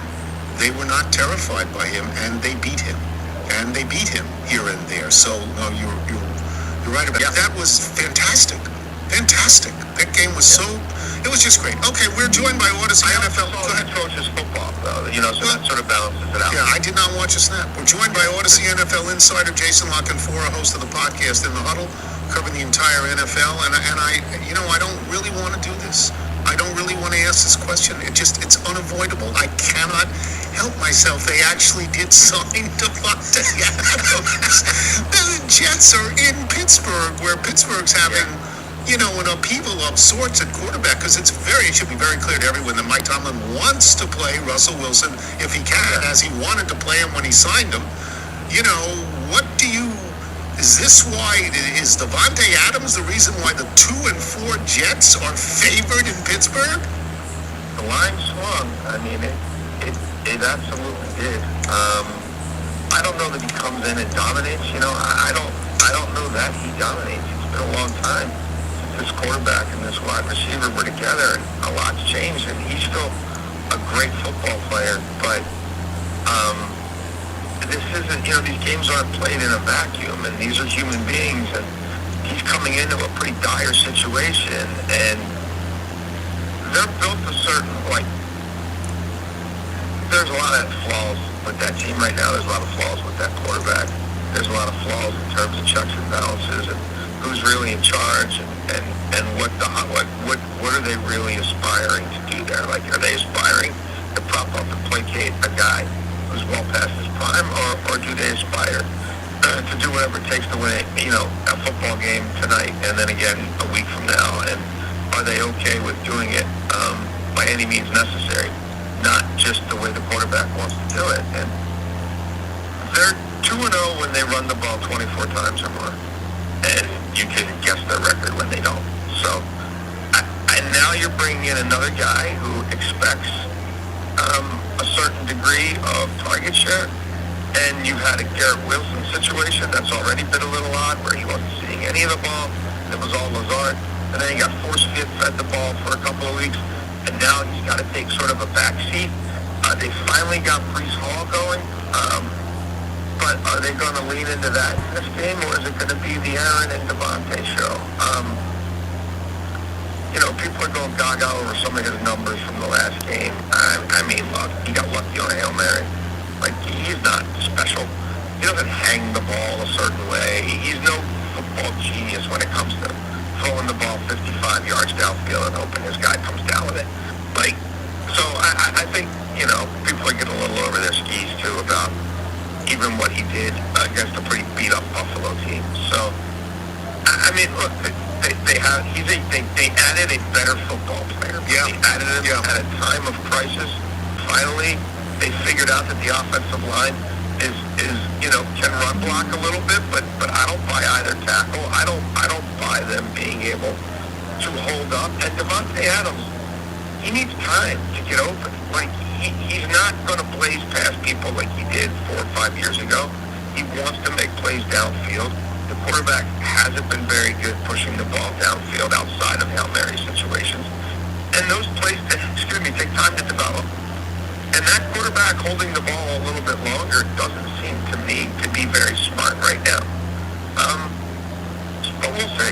Pittsburgh, they're catching Pittsburgh at a weird time. And I'm a big Mike Tomlin guy, but I wouldn't be overthinking his quarterback situation right now. I wouldn't be dying to get a look at Russell Wilson, but that looks to be the way it's going to go. Yeah. So I don't know, man. I'm just on the sidelines on that one. Okay. Well, let me just suggest this other thing, that another team brought in a big-time wide receiver, a better team than the Jets, Buffalo, who needed this guy more than the Jets needed that guy. And I think that resets the Buffalo Bills potentially in a way to make a run deep into the playoffs with Amari Cooper. Yes or no? I love it. I love that. I prefer that move. There's a lot less hoopla. There's a lot less hype. You don't have, like, as far as I can tell, Amari Cooper did not move in with Josh Allen. Like, I'm pretty confident. And, you know, like, he didn't open up a Taco Bell in his quarterback's house. Yeah. So, like, I think that's a good thing, honestly. Like, it's great that those two have a relationship. I don't know that it needs to be to that degree. And, like, I don't know that for that team, that's the best dynamic in the world. There's a lot less BS with it. It's just, it fills a need. You took a guy out of a situation where he was being hopelessly wasted. But you just saw the final 6 weeks of last year what he can do with a quarterback who can and will actually push the ball downfield, who is willing to, hold the ball a little bit to make a play. You saw what he can do with a quarterback who can throw the deep ball when he was with Flacco. So I love that move. just not as much ego. There's not as it's more about football than it is, again, making somebody really, really happy, and and making his drives home from work more fun. Let me go to two other things. You can take them in whatever order you want. One is, why is San Francisco favored over Kansas City? I need to know that. And your thoughts on Nick Sirianni and the Eagles, as every television show I watch seems to think that Nick Sirianni is on the brink of getting canned. San Francisco, they set their lines to try to get as many people to think they've got that game figured out, to lay their money on both sides and, let the house win. Right. So I suspect that's probably working out pretty well for them. I love the under in that game. The Kansas City Chiefs on the road, their road games, you look at the total scores since the start of last year, in 11 of those things, they don't, they're bottom of the league. And they also go under by, on average, 6 points below where Vegas has set the total since the start of last year. Like, they're like 9-2 to the under. I think, either way, the total's incredibly low. These guys were 19-19 after 60 minutes of football in the Super Bowl. Yep. The defense is the star for Kansas City. These teams are bottom 7 in the NFL in red zone. Kansas City's 30th in red zone offense since Jerry McKinnon got hurt in Week 10 last year. And they both have, pretty legitimate defenses, legitimate enough, and they both really want to run the football. If you're dying to pick a side, Patrick Mahomes, as an underdog, has been pretty phenomenal. He covers pretty much all the time. He's played 13 games as an underdog. He has almost 4,000 yards passing in those games. He has 38 touchdowns to 11 interceptions. You don't want to put him in a corner. And then you've got Andy Reid coming off a bye. We all know 21-4. You like that number? 21-4. Yeah. So I would be inclined to take Kansas City on the money line, or take the points with the Chiefs. But more than anything else, I think that's going to be a game that I wouldn't be shocked if it's played, well closer to 40 than, the 47 or 47 and a half. It's moved around a little bit. What was the other one? Sirianni. Oh, yeah. It's not going to end well there. I just don't think, sort of his temperament, like picking a fight with Philadelphia fans, that's really, it doesn't usually work out that well for people who only play there occasionally because they're not employed there. When you are employed there, you're really playing with fire. I don't know that you want to antagonize them. I don't know that you want to be boastful about surviving a game against the broken Cleveland Browns.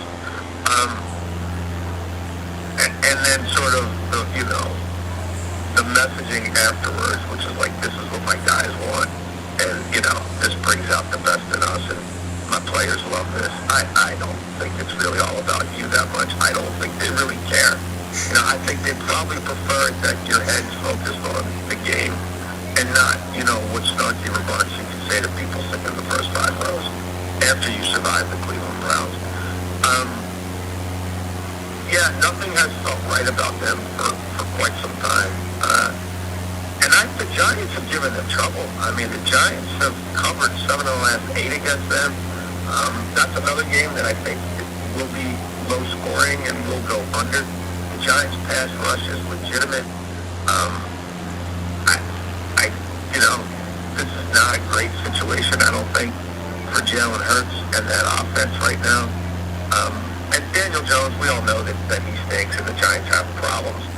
But I think the Giants keep this game close. I think the Eagles are feeling that pressure already.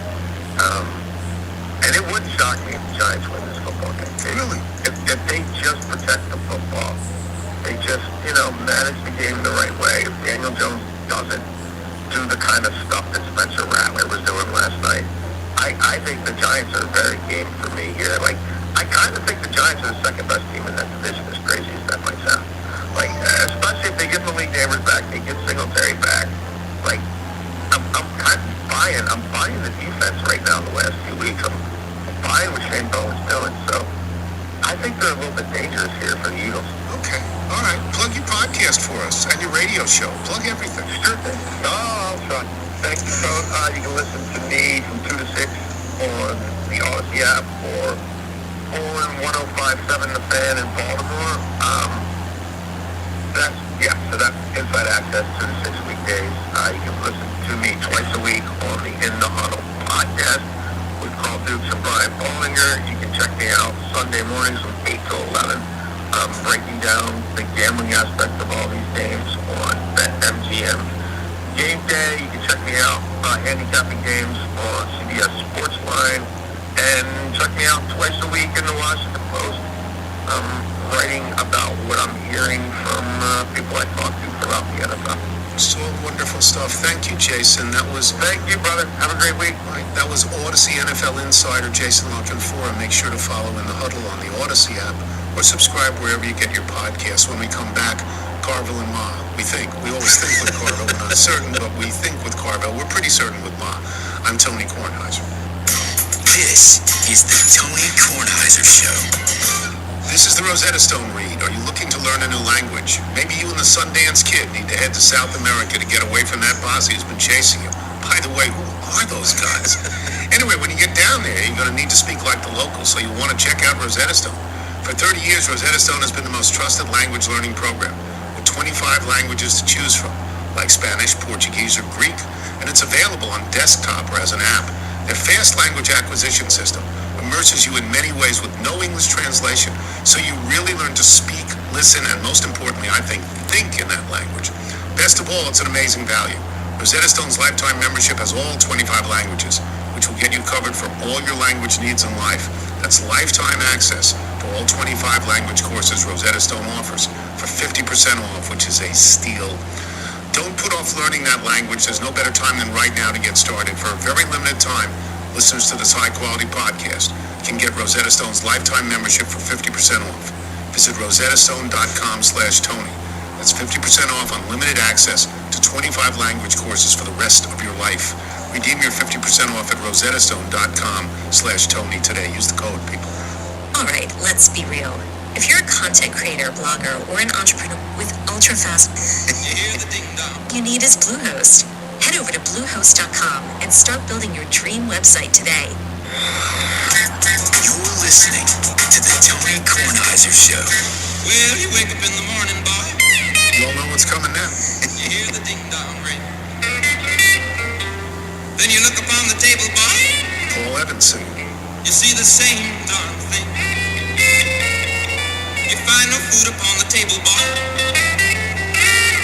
There's no fork up in the pan. But you better not complain, boy. You get in trouble with the man. This is Midnight Special. It plays in as the walk-up music for James Carville, who was going down the drain until his triple play. The Detroit Lions won by 6,000 points. And so James was 4-3, 16-24 overall. Won the first game he picked, won the last game he picked. We give him all the credit in the world. So what do you like?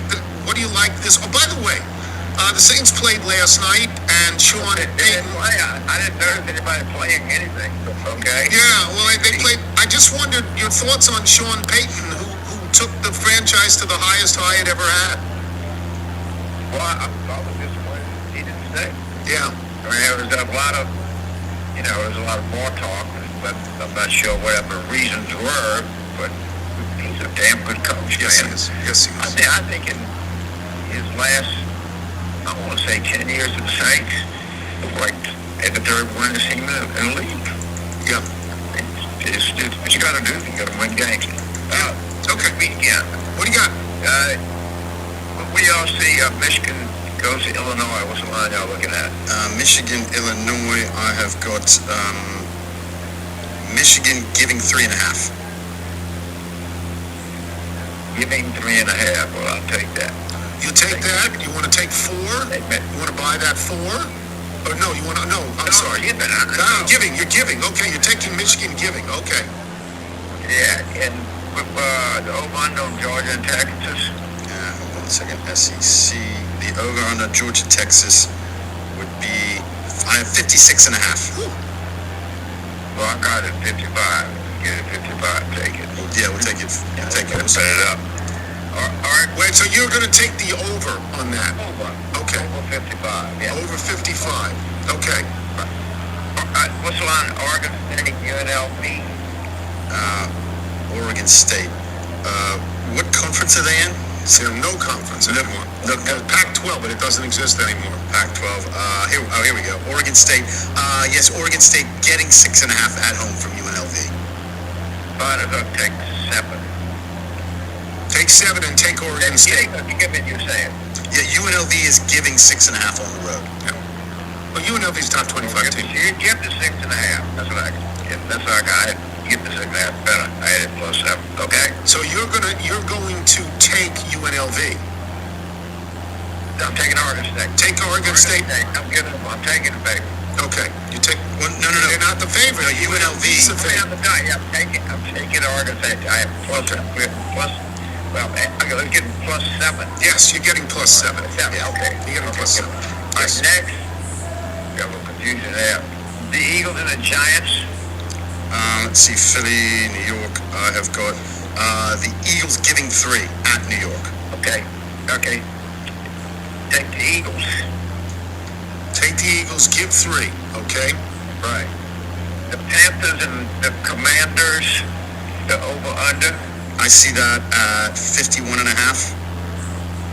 I got the over 51 by the book. Okay. And So you want the over. I want the over. At 51. Jay Daniels will put this on for 41. Yeah, but Carolina's going to score 3. Okay, go ahead. Go ahead. The Chargers and the Cardinals, the over-under for that game, it should be pretty low. I see it at 44 and a half. By the hook, take it at 44. Okay, so you are taking the over on that. Yeah, taking the overs on that, taking the overs on the Commanders game. And taking the over on Georgia, The over Texas. on the Georgia, Texas game. I'm all over. Okay. Is that it? You got another? That's it. Okay. That's it. We wish you all luck in the world. The greatest joy for us is the fact that you make us look to see what the lines are all over the country on these games. You would take Bowling Green. You did them. Geography lesson. Thank you, James. All right. Now we're going to get Jeff Ma on next, but in the process, I want to read a couple of emails here. This is from Win Mossman. What are the odds that a Rosetta Stone subscription will allow me to understand whatever language James Carville is speaking by the week of the Super Bowl? And from Brandon Borzelli, is it possible Carville is a federal agent? The last couple of times he's phoned in, he sounded like he was on a stakeout. It's easy to picture him squeezed into a closet while Dr. Melfi meets with her patients, hoping to catch Melfi meeting with Tony Soprano. Hopefully the assignment wouldn't be staking out the retirement home Junior was living in. Junior would have him running in circles like Paulie and Chris chasing the Russian in the Jersey Pine Barrens. So everybody talks about what James sounds like. But to us, he sounds like gold. We love James. We absolutely love James. Is Jeff with us? Jeff is indeed with us. Jeff is with us. Jeff had a rough week. Jeff was 1-4. Jeff is 14, 17, and 1 at the moment. And I have a question. I read this story about you that you have joined Troon Golf, and it was, an impenetrable story for me because it didn't have pictures, and I couldn't follow it. But I understand, you can tell us what you're doing at Troon Golf, but at one point there's a quote in which you said a friend of yours was out in Scottsdale and was looking for a place to play and couldn't immediately find a place to play. Why didn't he call Wilbon? And Wilbon belongs to 87 clubs out there, including Scottsdale National and Desert Mountain. And, all the clubs. Have him call Wilbon, Jeff, right? Well, he was in Scottsdale, not North Scottsdale. That's right. It's not North Scottsdale, where the weather is so much more temperate. So much more temperate in the summer. It's as low as 108. Yeah. Well, tell us about Troon Golf. Tell us what is that? What are you doing? So Troon is the largest third-party manager of golf courses. So similar to hotels, golf courses or some golf courses are managed by a third-party service. And like what happened in hotels is that people realized that it was much better to, like the owners wanted to separate managing, so they would hire third-party managers, people that were excellent at managing a golf course or a hotel. And golf courses similarly are hard to manage because you have agronomy, you have all these different operations that you need to be excellent at, and Troon is the best in the business at it. They are the largest third-party manager in golf, and as I was thinking about things I want to do next in my life, I really thought it'd be interesting to do something in golf where there is a lot of antiquated technologies and there's demand, meaning to find golfers to play their golf courses. COVID was interesting because it created a huge renaissance in golf and drove demand to the highest point that it's sort of ever been. But still, the technology and all of the sort of, consumer or golfer programs kind of lagged that. So what I thought would be great is could you, build on top of Troon, the largest third-party manager of golf courses, something similar to what, say Marriott did with the Bonvoy app, where they built out one of the largest loyalty rewards programs in the hospitality business. Could you do that in golf on the back of Troon? And so I went and pitched some of the board members and investors in Troon to come join Troon and lead a group called Troon Digital. And what we're doing is trying to build out the largest loyalty rewards program in golf by building best-in-class technology for golf courses. That's interesting. Are these mostly public golf courses? Are they mostly hotel golf courses? Are they private golf courses? It's all of them. I mean, we're focused right now on what we call like daily fee resorts. So I just got back from Bend, Oregon, where we run the Juniper Preserver Pronghorn, which is called, we have a Fazio and a Nicholas course there. We run a course called Black Desert, which they just ran. They played a tournament of that. Yeah, they played a tournament. They just ran the tour event there. We run True North, we run Kapalua, we run Tiburon in Florida, Monarch Beach we run a bunch of great courses. Okay. But we also run a bunch of great private courses. So, there are a lot of things we want to do for the private club golfer also. But our focus right now is more on the daily fee and resort side. And as a side benefit, you get to play all of them, don't you? I do. Yeah, it's good. I've only managed to get my handicap down to like 14, but yeah, I do get to play a lot of courses. Yeah, it's a win-win for Jeff. Oh, yes. A win-win. All right, give us some games. All right, we're gonna start in college with the big game. We're gonna go with Georgia plus the 5 over Texas. What's interesting is I think this line may continue to go up. If you look at something like SP plus, the Phil Connolly rating system, Texas should be favored by about 6 points. But again, what I think that's accomplishing is that Georgia, has had a couple stinkers this year. And if you looked at this line before the season started, it was much closer to Georgia favored by 1.5 points. So you're getting about 6.5, 7 points of swing based on what's happened this year. And I just don't think that you can justify that big a swing and sort of the line. So I'm going to take Georgia plus points. And I think, again, the line may continue to go up because of the analytics would support Texas as the favorite. So, I don't usually interrupt on these picks. But to me, one of the things that's a big deal here, and maybe Georgia isn't that good. Georgia's been great for a few years. Maybe they're not that good. Georgia's used to playing these kinds of games all the time, 2 and 3, 4 a year. Texas isn't any, Texas was in a conference that just was not challenging, really, to them when they were in the Big 12. I lean towards Georgia also. What else you got for us?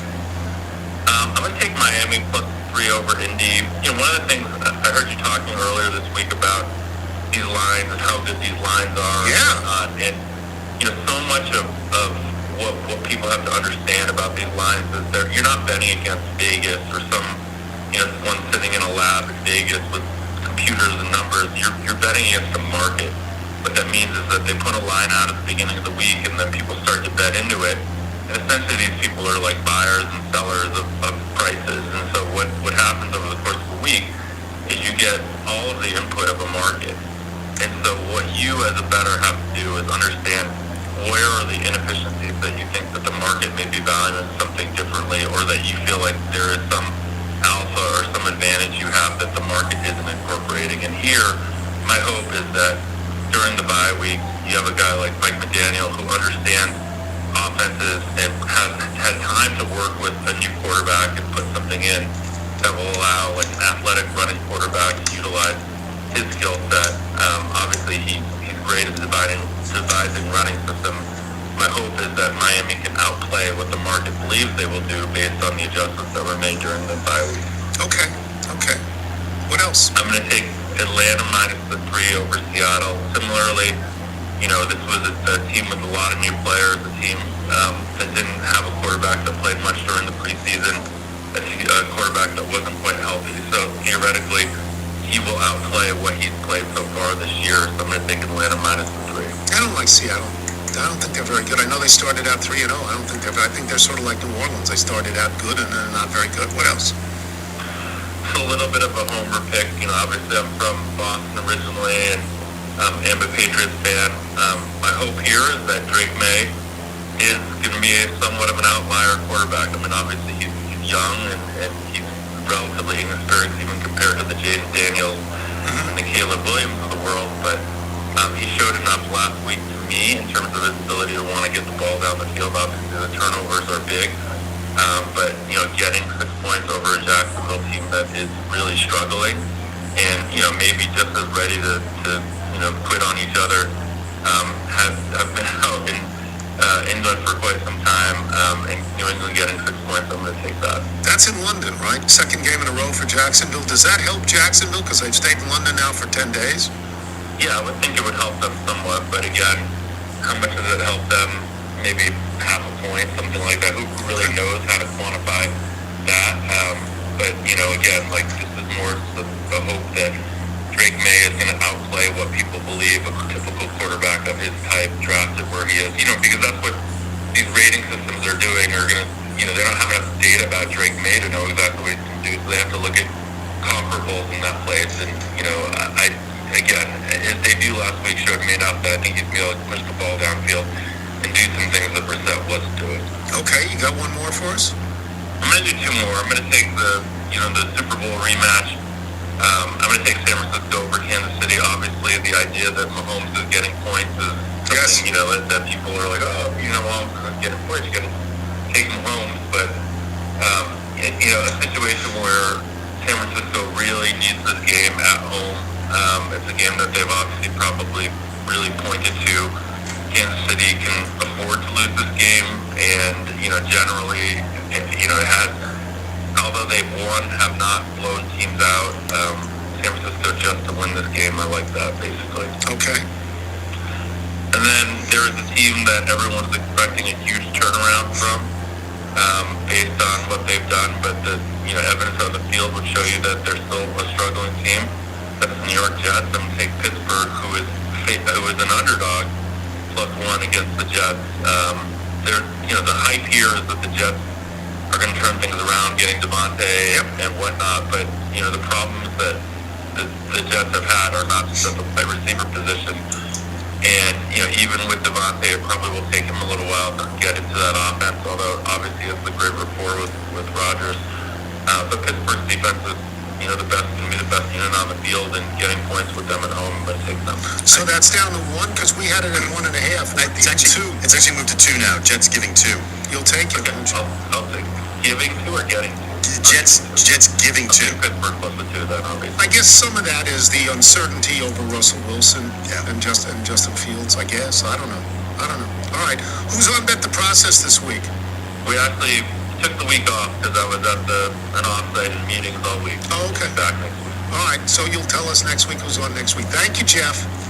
Thanks, Tony. Jeff Ma, boys and girls. That stuff about Troon is interesting. And he gets to play all these great places like Kapalua. That's in Hawaii, kids, I believe. We'll take a break. We will have email and jingle when we return. I'm Tony Kornheiser. So, you want to be a marketer? It's easy. You just have to score a ton of leads and figure out a way to turn them all into customers.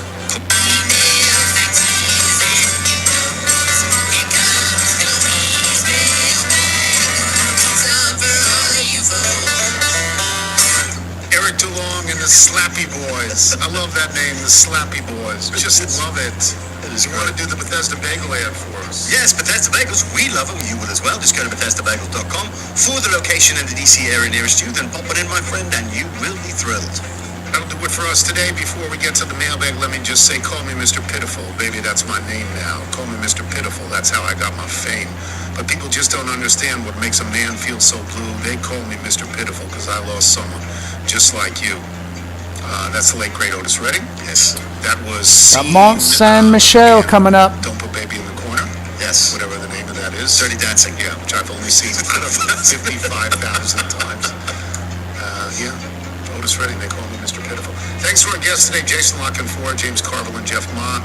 Thanks as well to today's sponsors. Remember, you can listen to us on Apple Podcasts, Spotify, and Odyssey. If you get the show through Apple Podcasts, please leave us a review. I'm just so sorry not all of you watch us on News Channel 8, and you can see Chessie up on her chair. Just loves the show. She really does intently while following the action. From our friend Joe Bianchino in Latham, New York. I was taking out the recycling one night this week. I looked up to see a brilliantly bright, nearly full moon and immediately thought, ooh, should I get Bennett, my son, and show him the moon? What is happening to me? Yes, the full moon was yesterday. Even today, in Washington anyway, it is large and blindingly bright. Yes. It is just so beautiful. Yeah, it really was spectacular. Get your kids out to see the moon. I wish I'd seen it last night when it really was bright. But this morning, Shells about colonoscopies, almost all, saying the same thing. I'm going to read a bunch of them because I think as a public servant, this is important. Yeah. From John Hart Jr. in Goose Creek, South Carolina, listening to your story about the colonoscopy, and I needed to share mine. Beginning of September, I had one done. I turned 45 at the end of August and been having, since the week before Easter, what I thought was food poisoning. The symptoms lasted for about a week, then went away. About 2 weeks later, I started feeling similar symptoms. Contacted my doctor. We tried a few different things. It'd go away for a while, but things like sour stomach and indigestion would keep coming back. Finally, was able to schedule a colonoscopy. They removed 2 polyps. One came back as cancerous. Thankfully, God looked out for me. The polyp was shaped like a mushroom with the cancer on top, and nothing extended past that or touching any of the cells. After weeks of testing, everything has come back negative, including DNA, which is amazing because colon cancer does run in the family, but I have none of those markers. As you stated from your doctor friend, it's a random version of cancer that anyone my age could have had.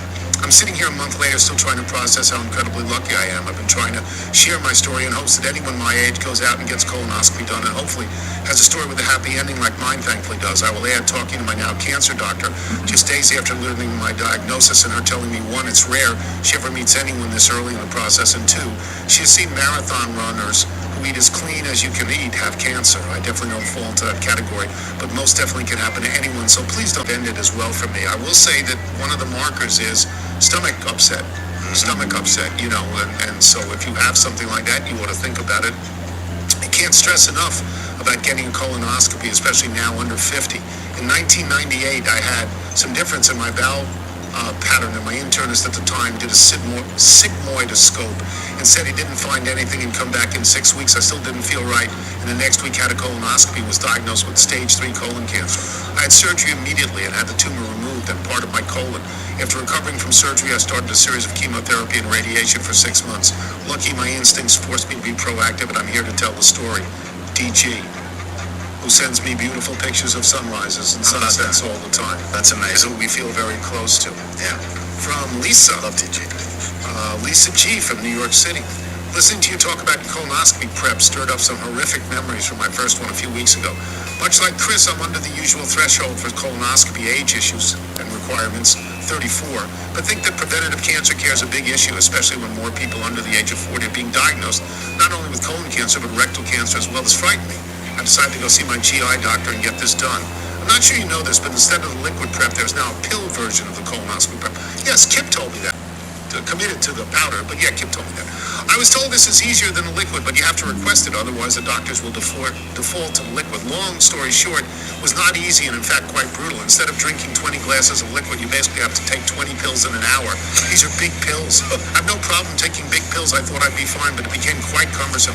I also found out this method requires you to fast longer. My appointment was 30 grams solid foods. The last 2 days I could only have clear liquids. I was starving, I was cranky, and like you, I was basically on the toilet 30 times tubes every hour.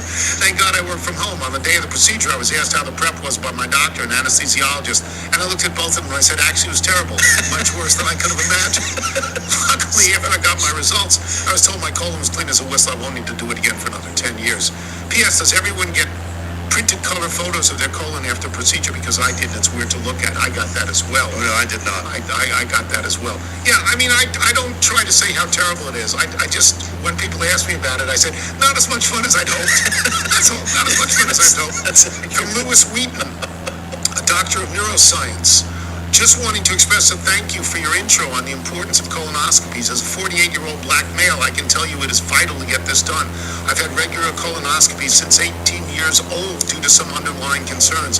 Each time they found polyps. 2 years ago was the first time it came back with no issues. I have 3 years until my next one. Do I like it? No. Do I want to do it ever? No, but it is crucial, as the alternative or not knowing if you have a problem is not ideal. I know there are some topics you want to avoid, but I think using your voice to inform people about the importance and care and wellness is very important. And are our gnats ever going to get reliable middle relief or closers? Thank God, it's a real important topic. From Nick Sharkey, our friend in Escanaba, Michigan, or Escanaba. Thanks for talking about people getting colonoscopies as early and as often as recommended.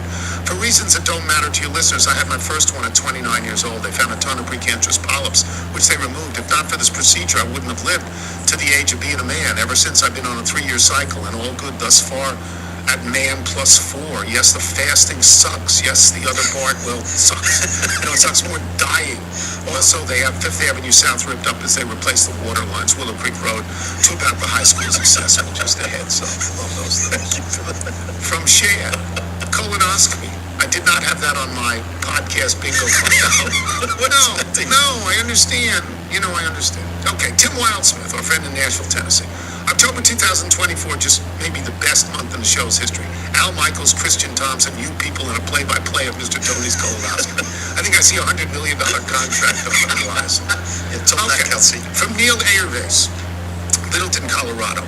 As one of your Colorado correspondents, lawyer there, but one who knows nothing about Australian rules football, I felt it incumbent to correct the status and current location of the Kansas City Scouts, which did not become the Colorado Avalanche, but rather became the Colorado Rockies Hockey Club, one which lasted only 6 unsuccessful seasons before being moved to New Jersey and becoming the Devils. I totally blanked on this. I don't even remember the Colorado Rockies. No, I don't. The Colorado Rockies featured the famously mustachioed and future Hall of Famer Lanny McDonald, and 1 year of coaching by the flamboyant and combustible Don Cherry. Combustible is a great word for him. Who spent the entire season fighting the team's general manager of a goalie named Hardy Astrom, favored by the GM, but dubbed the Swedish Siv by Cherry. The Swedish Siv. During that season, Cherry adopted the motto, come to the fights and watch a Rockies game break out, which was plastered on billboards all over Denver. Colorado Avalanche are the successors to the Quebec Nordique, having moved to Denver in 1996 and winning the Stanley Cup in their first season. I didn't know any of these things. Josh Israel in Fairfax, Virginia. What did they call the people responsible? It's very funny. You got to think about it. What did they call the people responsible for evaluating potential players for the Kansas City Scouts? That's funny. That's funny. Scout for the Scouts. Ron Flatter. I nearly snorted my Shiraz through my nose when I heard Bernie Wolf inform you the Kansas City Scouts became the Colorado Avalanche. Thank you, Ron.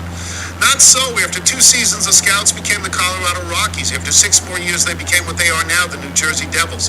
As for the Avalanche, that team began life as Quebec Nordique in the World Hockey Association. They were merged into the NHL and they moved to Denver in 1995. The following season resulted in a championship.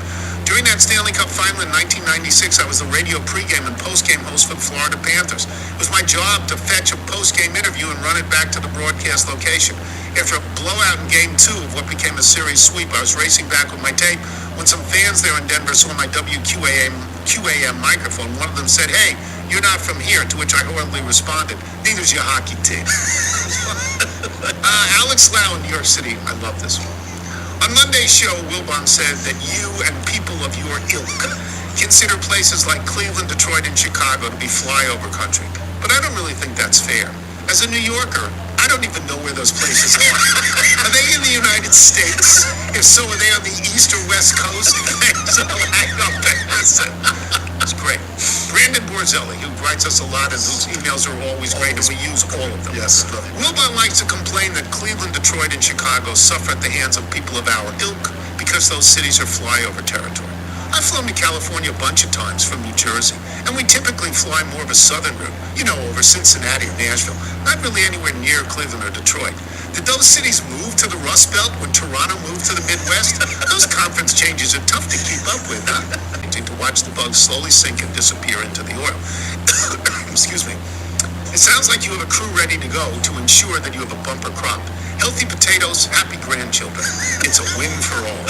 Got on your bike tight, everyone, as always, to wear white. Well, who is Tony? Tony Kornheiser.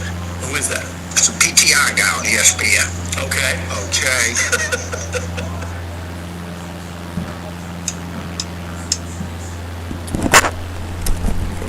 All right, so we saw Mont Saint Michel. I think we're gonna head to this airport that's up ahead.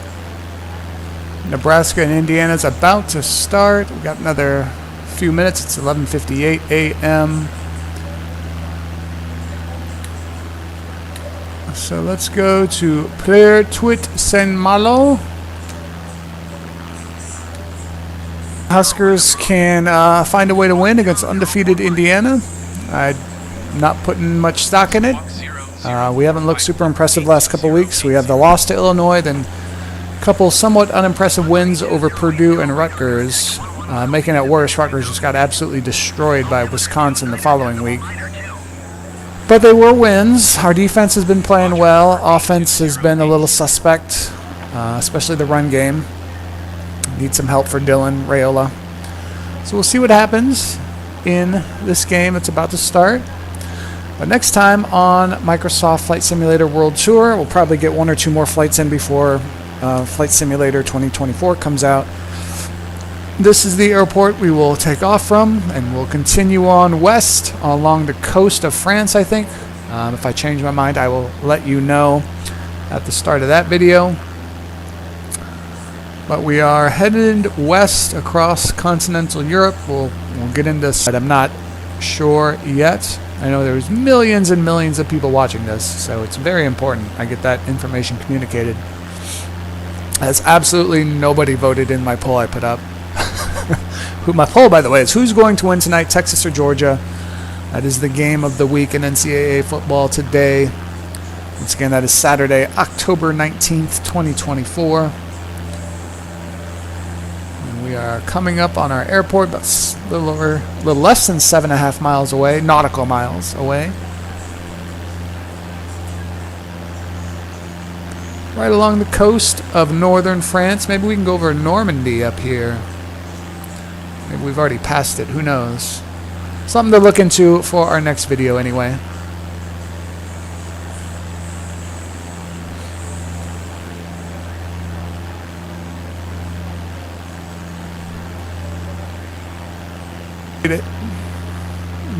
Guéretz? I'm sure my French is just spectacular. I gotta get closer to the screen. Souliac.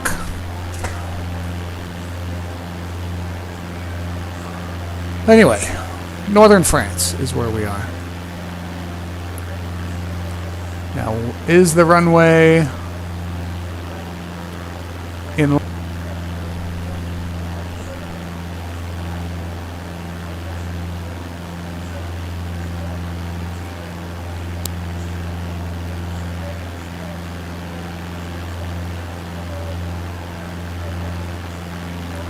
English Channel up there?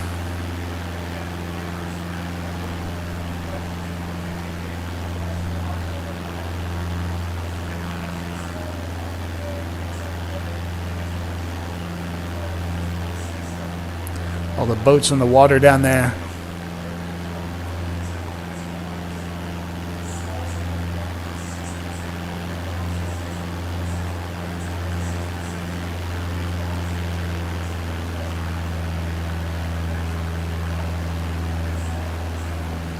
Where is the runway?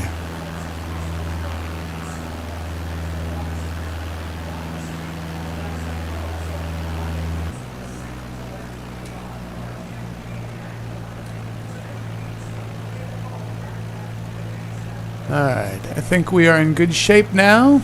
Approaching the runway.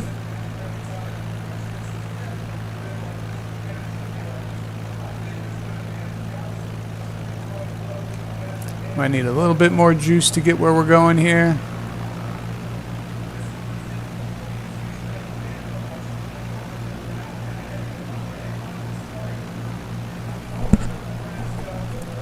Oh, why I think that, but I kind of assumed he would pick Indiana. Airspeed too low. I think we're good, actually. Southeast, 600 feet with echo to land. Oh, to avoid a stall. We don't want to stall.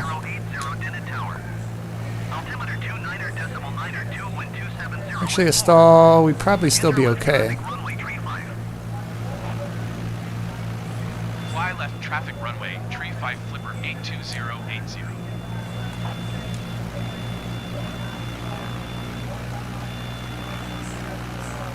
Are we gonna... Yeah, I think we'll be good.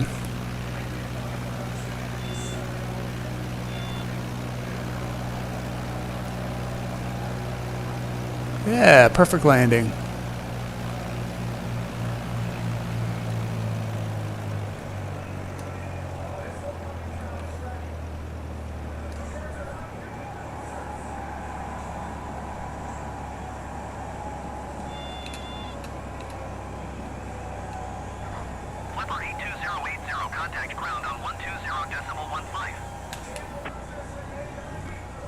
Alright, look at that perfect landing. Alright, we're going to call it good. And the game is about to start. So we'll pick up next time from Northern France as we continue on in Microsoft Flight Simulator 2020 World Tour.